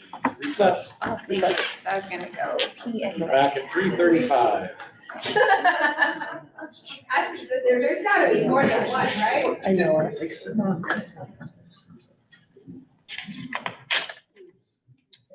too positive. We'll say hi to Maribel. We are recording. We're back from We're recess. back from recess. Continue our discussion, moving into board and superintendent working agreement. Yeah, so in front of you, I put a hard copy. I know I sent this out in the Friday report a couple of weeks ago. But because we do have a couple of new board members, I'm gonna take a little bit of time and do a little bit of a historical backtrack and then where we are today. So when I came to Central, one of the first questions I asked, at that point it was Chair Love, have you done a board superintendent working agreement? So we have an understanding of what each of us are going to do as we do this work together. And we did not. So I had, just part of, when you're trained as a superintendent, you build that. That's usually one of the things in our classes that they have us build, and so I had obviously a draft of that. And we started to begin to work through that. So really what this is, it really talks about what is our purpose working together. Again, the role of the board in general of how we do our work, our values, focused on the work that we do in support of the school district. Obviously, I am your one employee, so some of this is also tied to our working relationship from that perspective. What we have agreed to in the past regarding meetings, and we'll talk through a handful of things, the board and superintendent communication agreement, just our annual planning, which is really what this meeting looks like, and then starting the evaluation process, the role of the chair, which I think talking through that a little bit, maybe for the community to understand, because it goes back to some of the conversations that we had before, board expectations of the superintendent and then superintendent expectations of the board. Really, I wanted to just take some time to go through this. Are there some questions anybody has? There's a couple things I want to highlight just as reminders. And then really what we would do is that every September, I bring this on our agenda. This goes onto the business agenda. We approve it. And then we all sign off on it because this is again, our working agreement through the 25-26 school year. So anybody else want to add anything that has been on the board tied to this over the last couple of years that we've done this? Okay. So obviously, I'm going to go high level within each section. Really, again, our purpose really for you all is you help set the vision, the guidance, the policies that really drive our work, really, and helping us be a very high level functioning leadership team that helps guide the school district. When you look at the role of the board, again, some of the things that we always talk about, setting long-term direction, the vision, the accountability, those types of pieces, focused on policy, planning, day-to-day, rather than the day-to-day operations. Again, I'm your one employee. I help guide the day-to-day operations. That doesn't mean that at times we're not going to have high-level conversations on things that are going on in the district, but there's a time and place for some of those pieces. Talking obviously about the financial stewardship, you are a big part of that and helping set the guidance of that. And then, which we did a lot of last year, advocating for public education, and I think that is going to be a big thing that we will continue to do as a group. So again, that sort of just shows the overall role, and it goes to the beginning slides that we talked about, just the governance and how we are a good governing body. Again, the values are really just tied to what we've done in our, not only within our strategic plan, but again, when we're in formal meetings, right, that we make decisions as a whole board. That doesn't mean we have to vote the same. I want to be clear about that, right? That is really, you all we're giving you information and you are going to vote based off of the information that you have or more information that you may need. Again, talking about individual members, that we work collectively as a group and we don't take individual actions in policy or district or school administrative matters, right? We're trying to do that. Really, that's my job, but obviously getting input from you all at times. Again, support decisions of the majority after honoring the right, because again, at times we could be a 5-2 or a 6-1 or a 4-3, right? Like that is some of the work that we have to work through as a board.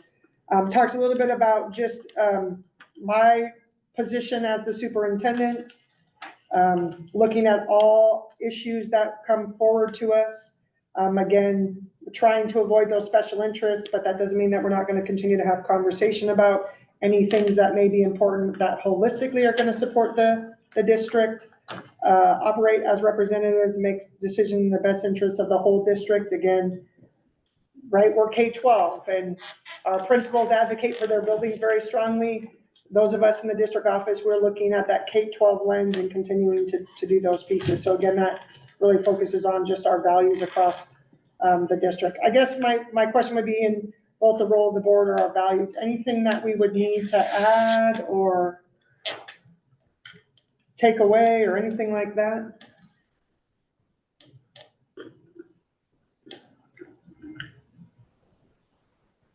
Andrew. Yeah. You can unplug my white one if you want. Oh, lost power. For this, Yeah. board's expectations of the Thank you. superintendent. You and I were just talking recently about when the agenda has to be posted, and this says 3 to 5 days prior. I thought you said it was earlier than that, like 2 weeks prior, Friday before or something. I didn't realize that got changed. So it was under my impression as your board secretary that board members, we had, when I first got here, board members who really wanted 2 full weekends to review the material before the board meeting. So the agenda is posted 2 Fridays before the board meeting. And that doesn't mean it doesn't change between that time because reports and stuff aren't always finished that early before the board meeting. So I added and updated throughout that week before the board meeting. Oh, I will tell you this, I think we originally started this way, but and we can definitely change it. I think Emily's practice of getting that up, I think that's just good for the community. yeah, I agree. That's why when I saw 5 to 6, I think I like the longer. Okay, It's so we'll make that definitely- change in here. Definitely sooner than that because that was the direction I was given as your secretary years ago, before most of you guys were on the board. But So if we need to make changes, we have that wiggle room. Yes, 100%, because it's certainly not final. It's all drafted. It's technically not final until the night of, but we give a good idea so that people know if there's an item of interest that they can attend. Right.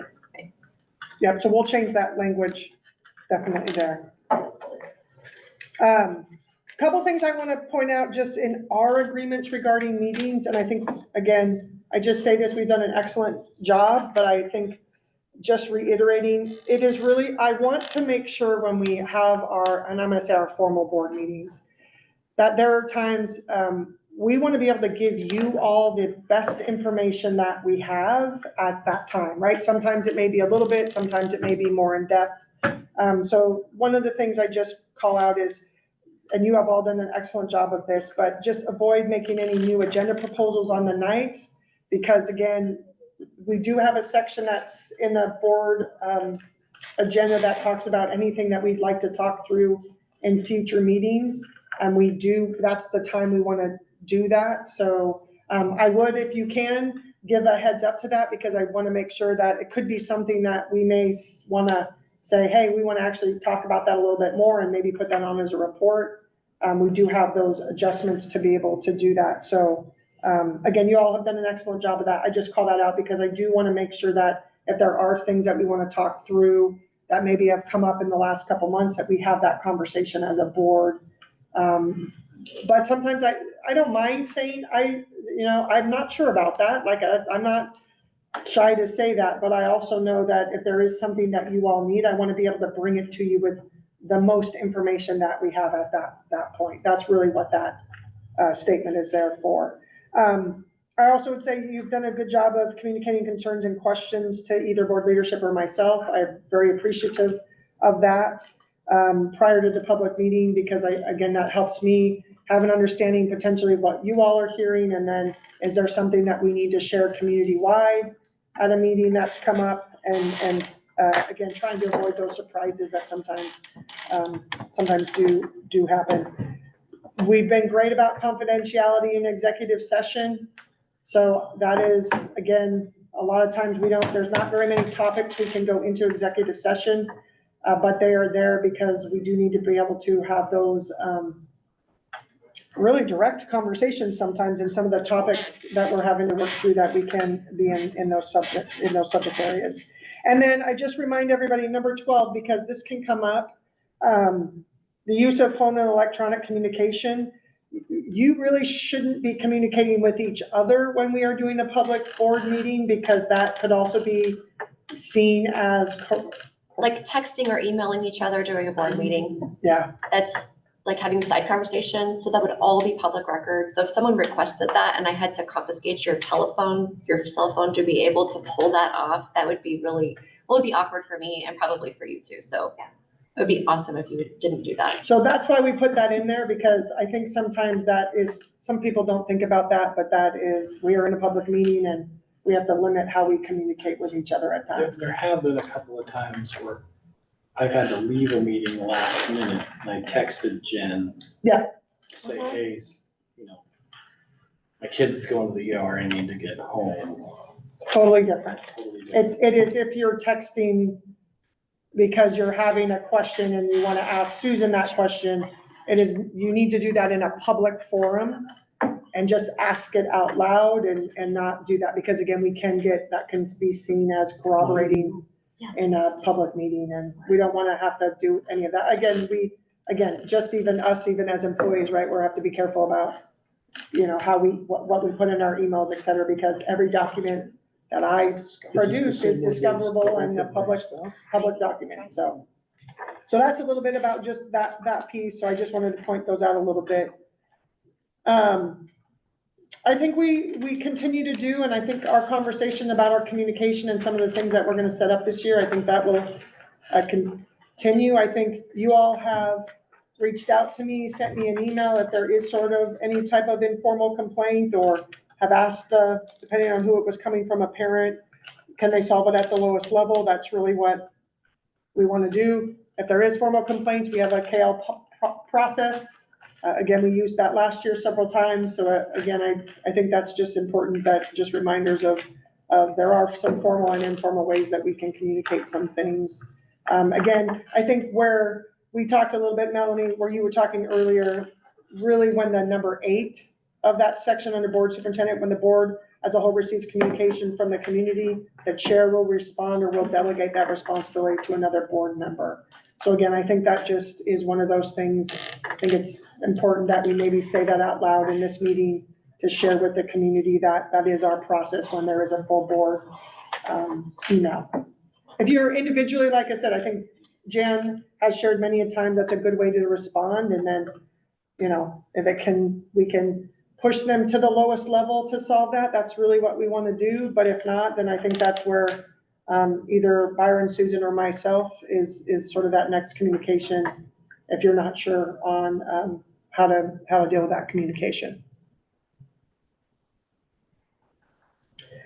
Our goal is to respond within 3 days. I'll be honest. There are times that, and I'm very transparent about this, I check my email like maybe twice a day. Once in the morning and once before I go home. There are a lot of people that are tied to their emails. I am not that type of superintendent. So again, I do my best to answer those, but it sometimes may take 2 days for me to get back, or if it is something that you need to talk with me, you all do a good job of texting me and saying, Jen, do you have a minute to chat? I will be very transparent. If I have something going on, I'm going to sometimes say to you, I cannot talk. I will get to you as soon as I can. I'll be honest, there have been times that we've had things go till 10 o'clock at night. I'm not gonna call you at 10 o'clock at night. I will call you the next day. So I wanna be very transparent about my communication with you all, because there are times I will say to you, I cannot talk right now. I'll get to you as soon as I can, just because of things that are going on. I try not to do that, but I wanna be transparent about that, because I do think, I try to stop working at about 7:30, right? Where I'm not having to look at my emails. It could be constant, and I try and model the way. I'll be very honest. I work very hard with my leadership team to say we work 7 to 7. That doesn't mean, and and you all know we have activities, so we're at times till 10 o'clock at night on certain days, but I am trying to model that they need to spend time with their families. They need to be, do the things that they need to do to take care of things. So although we are 24, it sometimes feels like we are 24/7 in the work that we do try and ask our leadership teams, et cetera, to step away and make sure that they're taking care of their families and those types of things. I actually want them to do it sooner, but I also know that the work that they have to do. So questions about any of that communication between or amongst us? And then, like I said, we've talked a little bit about the annual planning and evaluation. We'll start that conversation today in executive session. And then obviously we've talked about the role of the chair, and then just how we team together from that perspective. And then we'll change number 10. One of the things that we, and I do, where is it? Let me see if I can find it. Oh, never mind. We took it out. I take it back. Any other questions about this? Okay, so we will make the change on 10 under board expectations of the superintendent. And then we will bring that to the September meeting to put on the business agenda item. Okay. Next is, hold on, my computer. Superintendent policy committee. Is that, I don't know that, is your computer working? Is it your computer charging, Is Andrea? it? I don't know. I guess, I just realized mine's not. no, it's just still hanging in there. Okay, hold on, let me. Oh, no, look wait, quickly. no, I think it's charging. It is? Okay. Yeah, I hold on, have a little mine's- lightning bolt. Mine is not, so I gotta make a shift too. Hold on a second. I just gotta make sure in all this mess. It is plugged in. And it's not If you wanna there. try another, there's another open, 2 other open plugs. Nope, it's that. That's that. Is that lit up now? Hanging on for dear life. I know it You need a is. little- It needs a Is it plugged not have in? so No, no, on the. weight on it. Oh, nope, it's not. It needs a chair. Closer and put the brick on your table, maybe. I don't know, be careful, because I don't know that we will, or maybe my power cord died. What, are you flat? Nope. That's all right, What does it hopefully look we'll, like? I have an extra one. hopefully it will, Or is I'll- it I'll magnetic? save it. Yes. I'm not that fancy, sorry. Okay, hopefully it won't, hopefully my computer won't die. I'm gonna look back at Julie and Brian He and didn't not hear. even comment on what he just said. Guess what he just said to me? I didn't hear, what did he say? Use a Mac. Oh, yeah. Those two back there say that to me all the time. Jen would agree. Okay, so the next piece I want to talk through is tied to House Bill 2453. We are putting a superintendent policy committee into place. It is required by state law that we have a committee identified in September, by September of this year, and then beginning meetings with that group. So we last spring put out really a form for anybody that wanted to apply. There are specific criteria to be on the committee. It is highly focused on the focal group, so parents, students representing those focal areas. So we have had applications. We have communicated out to the group that will start as the policy committee. There are a few people that we did not put on the committee at this point because they don't fall into the criteria, but we will continue to bring on because we are going to bring on some students. So we're going to do that as we start the school year. Do we ask them if they fit the criteria? We do. There is a specific question All right, to just making identify. sure. Yes, absolutely. And so we're excited about this policy committee. It really is going to be focused on policy. One of the first ones, which we're going to talk about next, is the electronic, personal electronic devices. So that's going to be one of the first policies. But one of the things that I do want you all to think about, because this really is the group that is looking from a policy end on, is this really good for every student that comes through our doors? Is this good for every staff that is coming through our doors? So we're going to be intentional about, there's a handful of policies that we're thinking about looking at as a starting point. So obviously as an example, the personal electronic devices.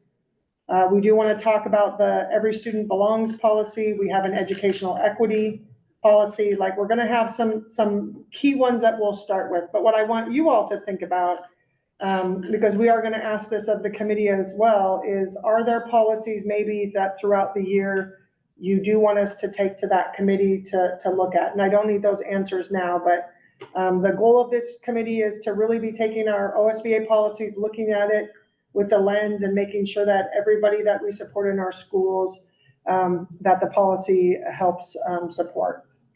Again, policy is very legal jargon information. So if there are ways that we can again, because any change we make to policy will have to be run through our legal counsel, right? That is a big part of this process as well. We'll lay that foundation with the committee also.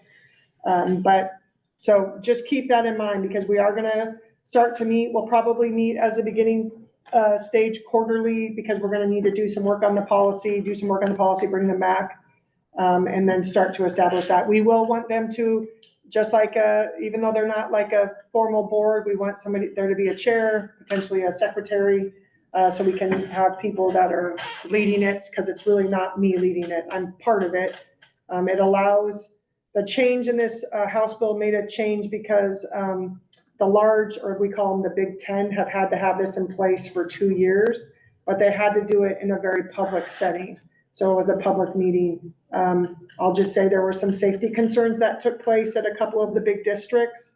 And the reason why we have asked for this technical change, a superintendent policy can be a closed meeting with that group. So we have safe spaces to have conversation, and then be able to bring in a public meeting to you all, because the goal would be, as we go through, if we're making changes in these policies, this committee would bring it to the board. We'd go through, again, normal process, first reading, second reading, those types of things.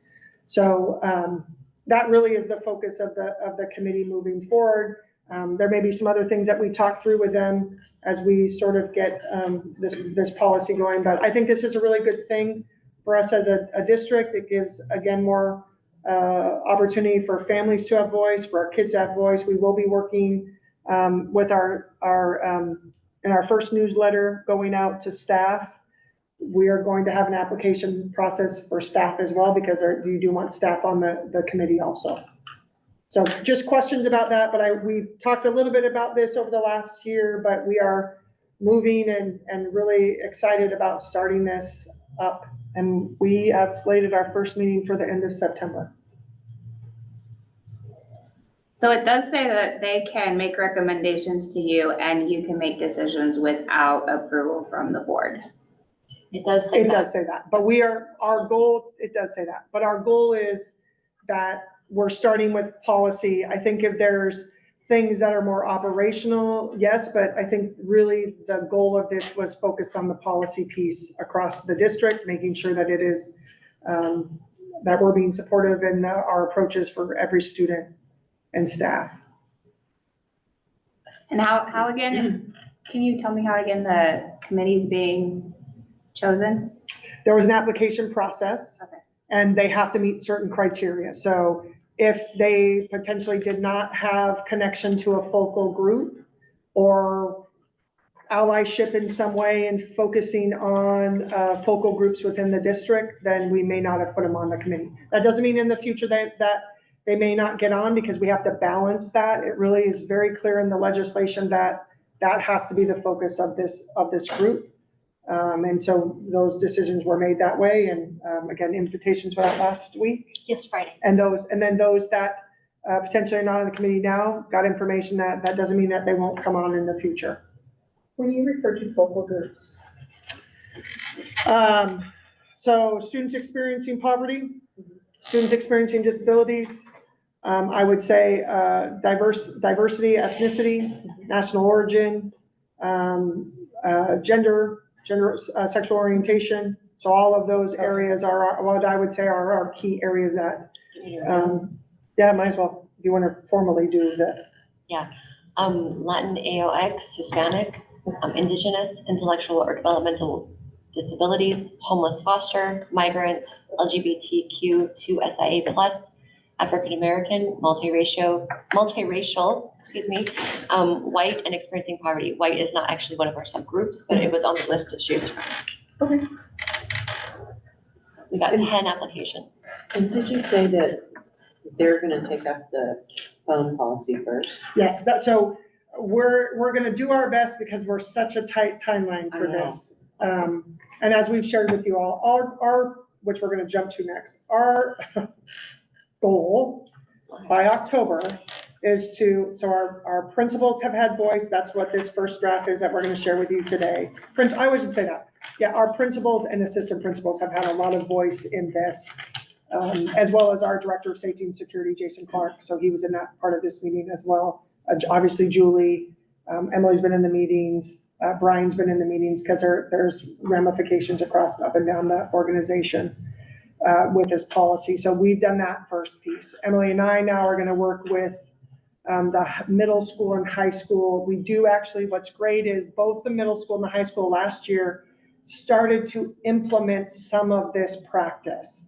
So as an example, Principal Reisman has already said, I've got surveys from last year from kids. So we will use that as part of our data point and looking at some things as some evidence. We're gonna go meet with leadership groups at both the middle school and the high school. We're not gonna do elementary. I think that is a different process that I do with elementary students. They don't have a lot of phone usage at the elementary level. It doesn't mean that we don't deal with phone issues, but we will, it'll be different. It's mostly at the 6 through 12 that we're gonna have change. I don't think, and again, the way that the two buildings tried to implement last year, some of this will not be new for kids as we start to have the conversations with our students. But there are nuances, like we allowed for them to have phones at lunch. This does not. It's bell to bell, even though we've asked, and I will tell you, I will continue to advocate for this. I want to be clear. I understand why they're wanting to do this. I think we have got to separate some of the electronics from our students. It's a lot. Having that at times, just the different avenues and things that they are involved in, especially when I'm going to say from the age of 13 up, social media and those types of things, it can be hard on students. So I understand where the governor is trying to go. However, I also think there's ways that we can help teach kids on what good use of technology and your phone can be. And so we allowed them to have it at lunch, as an example. This policy does not, but we've advocated as superintendents to say, you don't let us count lunch as instructional time. So you're not letting us count as instructional time, but your policy says bell to bell. So I do think there could be some nuanced changes to this. We are not going to implement this until January. Part of the reason that, and that's coming from the principals and assistant principals when we had our conversation. Part of the reason is one, I think the state rules could shift this a little bit from the state board. Two is we want to work with kids to say, how do we go, here's the policy in September, we're going to share it with students and families. What's our first transition in October? What's our next transition in November, transition in December, and then we're fully implementing in January. So we really had that conversation. So that is what it's going to look like from our perspective and how we educate. Brandis, who is one of our new assistant principals, he came from Salem Kaiser. They implemented this last year. So it was good to listen to him talk about some really good things that they did and some really hard things that helped them in moving in that transition. So I think there's some really good steps we can take for that. But you'll see in here, right, the students' possession or use of, like possession-wise, we're taking it out because principals, one of the things we talked about is, I'll give an example. I gave this example to our principals. If I'm a kid and I'm standing like just talking to Jan, but I have my cell phone in my hand, I'm not using it. I just am holding it. If we put possession in there, now there has to be some sort of discipline. We don't think that that's right. So as an example, right, we may say, hey, put that phone away, Jen. We don't want to see them, but we're not having, because if we have possession in there, that means anytime a kid has it in their hand, there has to be some sort of progressive steps. Again, we're gonna do some teaching and learning on that perspective. So I'll just say as an example, that's why that first piece is crossed out in that first paragraph. So they were very thoughtful in this piece of it. The other thing you'll look at, like as an example on the first page, number 3, school administrators respond to this request because there is a written exemption process, which we're concerned about, but we'll work through it because there is going to be a way for parents to fill out a form and request a waiver of this. There are specific criteria that I did give that to you right now because we're not even going to get into that until we have an understanding of where the policy is going to go. But it's going to take them, we change it. It may take us a couple weeks to do that. 10 days is not enough. And so we're giving ourselves 15 school days to be able to do that and respond. That's probably gonna make some people upset, but we have to give ourselves time because there could have to be some follow-up conversations with families, or we may have to get certain types of documentation. So all of that is gonna play into that. That's why we are requesting that to actually be a little bit longer than what is advised by OSBA at this point. Did you have, somebody have a question about No, that? I was assuming that that was for medical reasons, but I actually see that that's stated Separate. separately, Yep, so. yes. I had a question about the non-compliance steps. Is the first one is a verbal reminder of the policy. Oh, that's, On page 2. Oh, I'm That's sorry, not- page 2, number, Yeah, so let me, before you go there, oh, I'm sorry. same thing on the, so the other thing on the first page that I want to just call out is we are taking out, must be placed in district provided pouches or storage. We cannot afford that. We are not going to be moving in that direction. So what we will look at and work with kids on, as well as with students, as well as our staff, are those brackets after that say may be kept by students in locker or backpacks, but personal electronic devices are not to be stored on the student's person, which again, we want to have a conversation with students to say, you know, how do we make this work collectively together, right? Some kids share lockers. We also, the administrators shared, not that we have theft, but if kids are putting stuff in lockers and maybe they don't know their new locker mate very well and something happens, right? So all of that we have to take into consideration. So you'll see that's some of the reasons why those brackets haven't come off. We'll work with kids and staff on what the best approach for that is. But then you're talking the second page, Susan, correct? Yeah, I'm sorry, Nope. did anyone else have a? I was just curious how you were gonna, like at the high school, teacher 1 sees a student and gives them a verbal. How does teacher 2 know it happened? Like, how are you gonna do So that's that? that's some of our next conversation with our administrators. Our first breadth of this was what do you all feel is going to help us be successful? So that's really what I wanted them as a starting point. Take away stuff that you have concerns about, right? So possession, those types of things. Those will be some of our next conversations tied to this process of reporting and those types of things. It's a really good question, Susan, and we'll start to bridge that conversation as we get into I October always hate with to them. give teachers extra things to do, right? And that's what it sounds like. Right. Gotta put it in the computer. when you just And say, I want to "Yeah." be clear, this is only students. This does not apply to staff. Right. So that, you know, we're gonna have continued conversations with our staff because I'll be honest, I'm gonna be careful when I'm walking buildings, right? Like, obviously I'm the superintendent of schools, so I have to be able to, you know, if I have a text message, but I'm gonna be conscious of that because kids are gonna be around me and, right, I understand that I'm an adult, but we try and model the way at times. And so just how we're gonna work through that a little bit, I think is some of those next steps. Yeah, that was we had that brief, quick conversation about that and I said, let's hold off. We'll talk through that in October and start to really lay that out and what that might look like. And there's no suspensions with this. So with maybe conversations like parents, we're making an agreement that your student cannot bring their phone to school, right? I think we're gonna go down those paths if we have concerns, so. $500 penalty, that'll help us with our budget. Just kidding.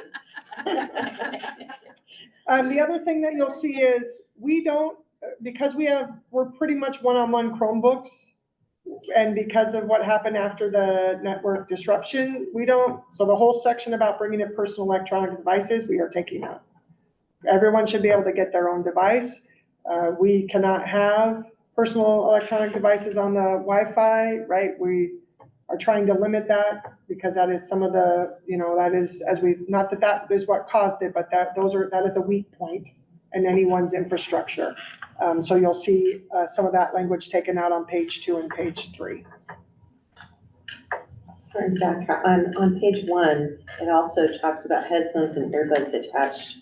Yep. Like, and they wear them all the time for different So how will you? For instructional purposes, is that what you mean? Well, sometimes they wear them for, Well, under this, they'll have to Educational. take them out because Correct. they're personal electronic devices. Correct.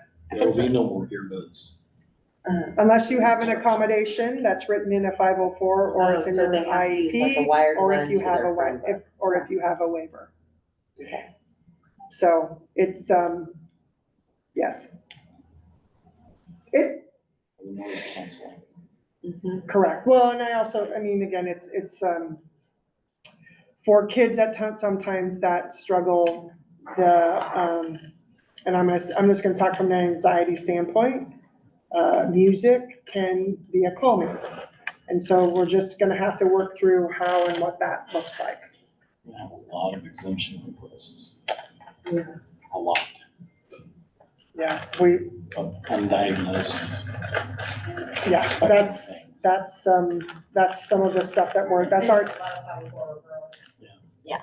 Yeah, so there's a waiver process, and that's again why we are looking at the 15 days. And I think as we embark on this, especially in January, because I don't know at this point, and that'll be part of our discussion as a leadership team, and getting input from families, like, we may not, as an example, start the waiver process until January, right? And then we'll start to work through those. Again, leadership may say, nope, Jen, let's start getting those in once the policy happens in October so we can start working through them. And where we're saying yes and no to families depending on those pieces. So, again, those are some next conversations that we'll continue to have. Like I said, this is gonna be forward and front from now through January, just trying to get things in place. And we're listening to other superintendents. There's several small school districts that have implemented this. So it'll be good to hear from them, and just where they've been successful. I know Salem Kaiser's taken a direction of this, so we have somebody that's in our leadership team that can help give us advice on what pitfalls maybe they fell into, or what were concerns even last year as they were still trying to implement those pieces. Can I get one thought from the board? Please. About this policy, the last page, one of the things that I think is important for you guys to consider is it says requests for exemption of this policy can be processed in accordance with the AR.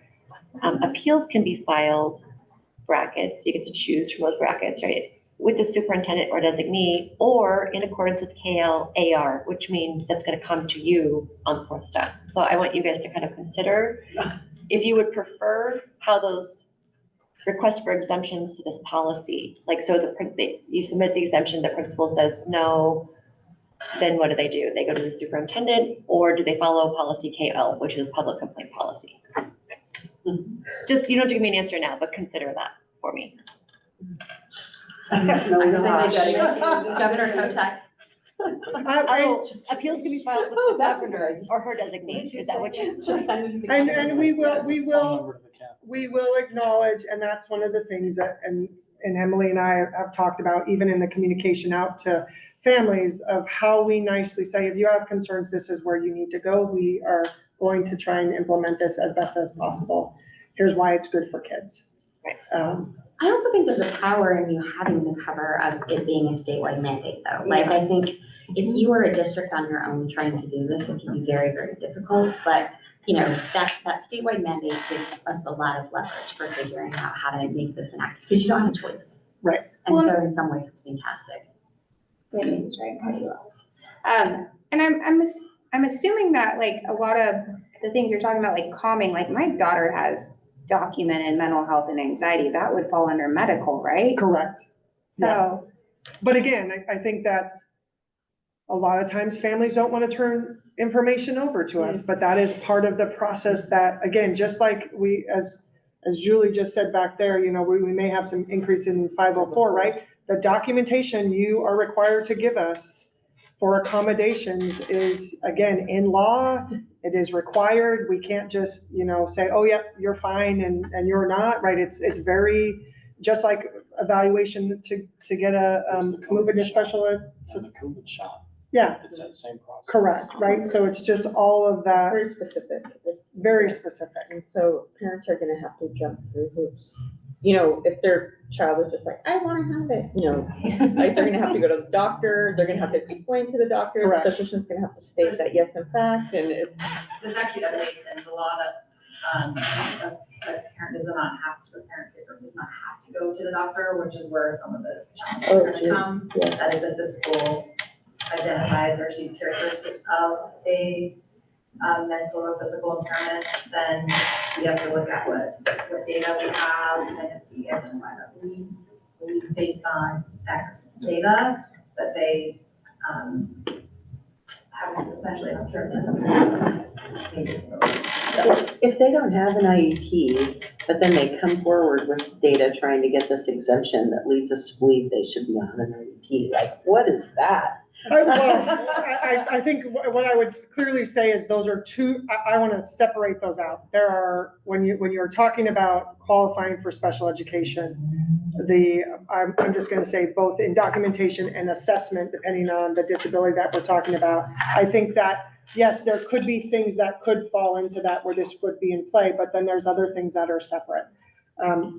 Someone, and I'm going to use this as an example, and it can go both ways. Someone that may have anxiety may not qualify for special education, or they may.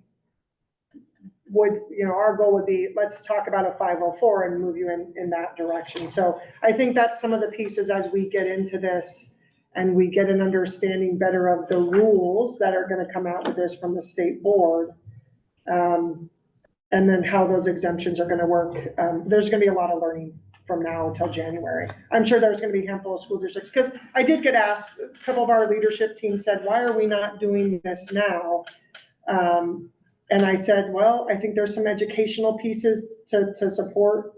And I also think we need to get data from some of our students and our families about how do you feel about this before we completely move forward. It's going to be hard. You're gonna For have a lot some more people. buy-in if you have that too.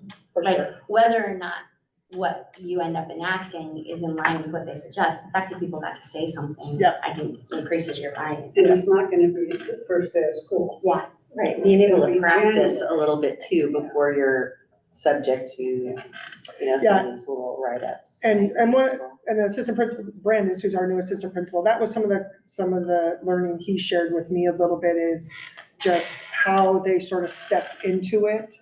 And just little by little, we're gonna take this step, now we're gonna take this step. I think that will help in some of the things. Letting kids know, I mean, the middle school, right? Implemented this, did an excellent job. Their staff, again, Alicia shares with me, and I've heard from staff, the way that they taught, how they're gonna not use cell phones and how they come into the classrooms and have it away. They did an excellent job at the middle school, where they sort of worked with the kids on that freedom piece, or having that ability to still have it, is lunch. So that's gonna be a hard change, how we have that conversation, for example, at the middle school, and letting them have voice in it, and then nicely saying, we get it, but this is the direction that we need to go. And so how do we work on this together collectively from that perspective? I'm honestly kind of excited about it because, well, no, I hire a lot of these students, and a lot of them have lost social skills. They don't know how to talk to a person face to face. So if they're forced to actually talk to their peers, maybe they're more advanced. Yeah, absolutely. And I think student engagement is a huge part of this, right? It is very clear in the policy that if a teacher wants to use this as a teaching tool or that, it is available to do that. And so again, we'll continue to work through that with our, again, really both unions and what that might look like. But that's really going to be a teacher to teacher decision on, there are some things that they will use their phones. What'd you say? We run into equity issues. Yeah. Correct. Not everyone. Right. So again, lots of different things that we'll have to continue to work through on this. Any other pieces of, and again, we don't have to, this isn't even a first reading, this is information, we're just trying to get it out. This is our first draft, fair warning. Okay.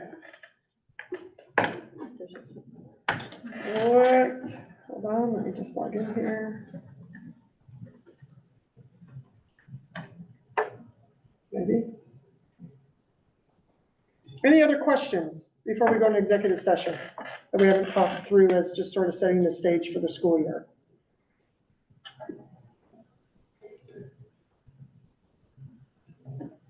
All right. I'm gonna do the spiel, Yes. then we can take a 5-minute break maybe, Before or after? after. After I read it? Yeah.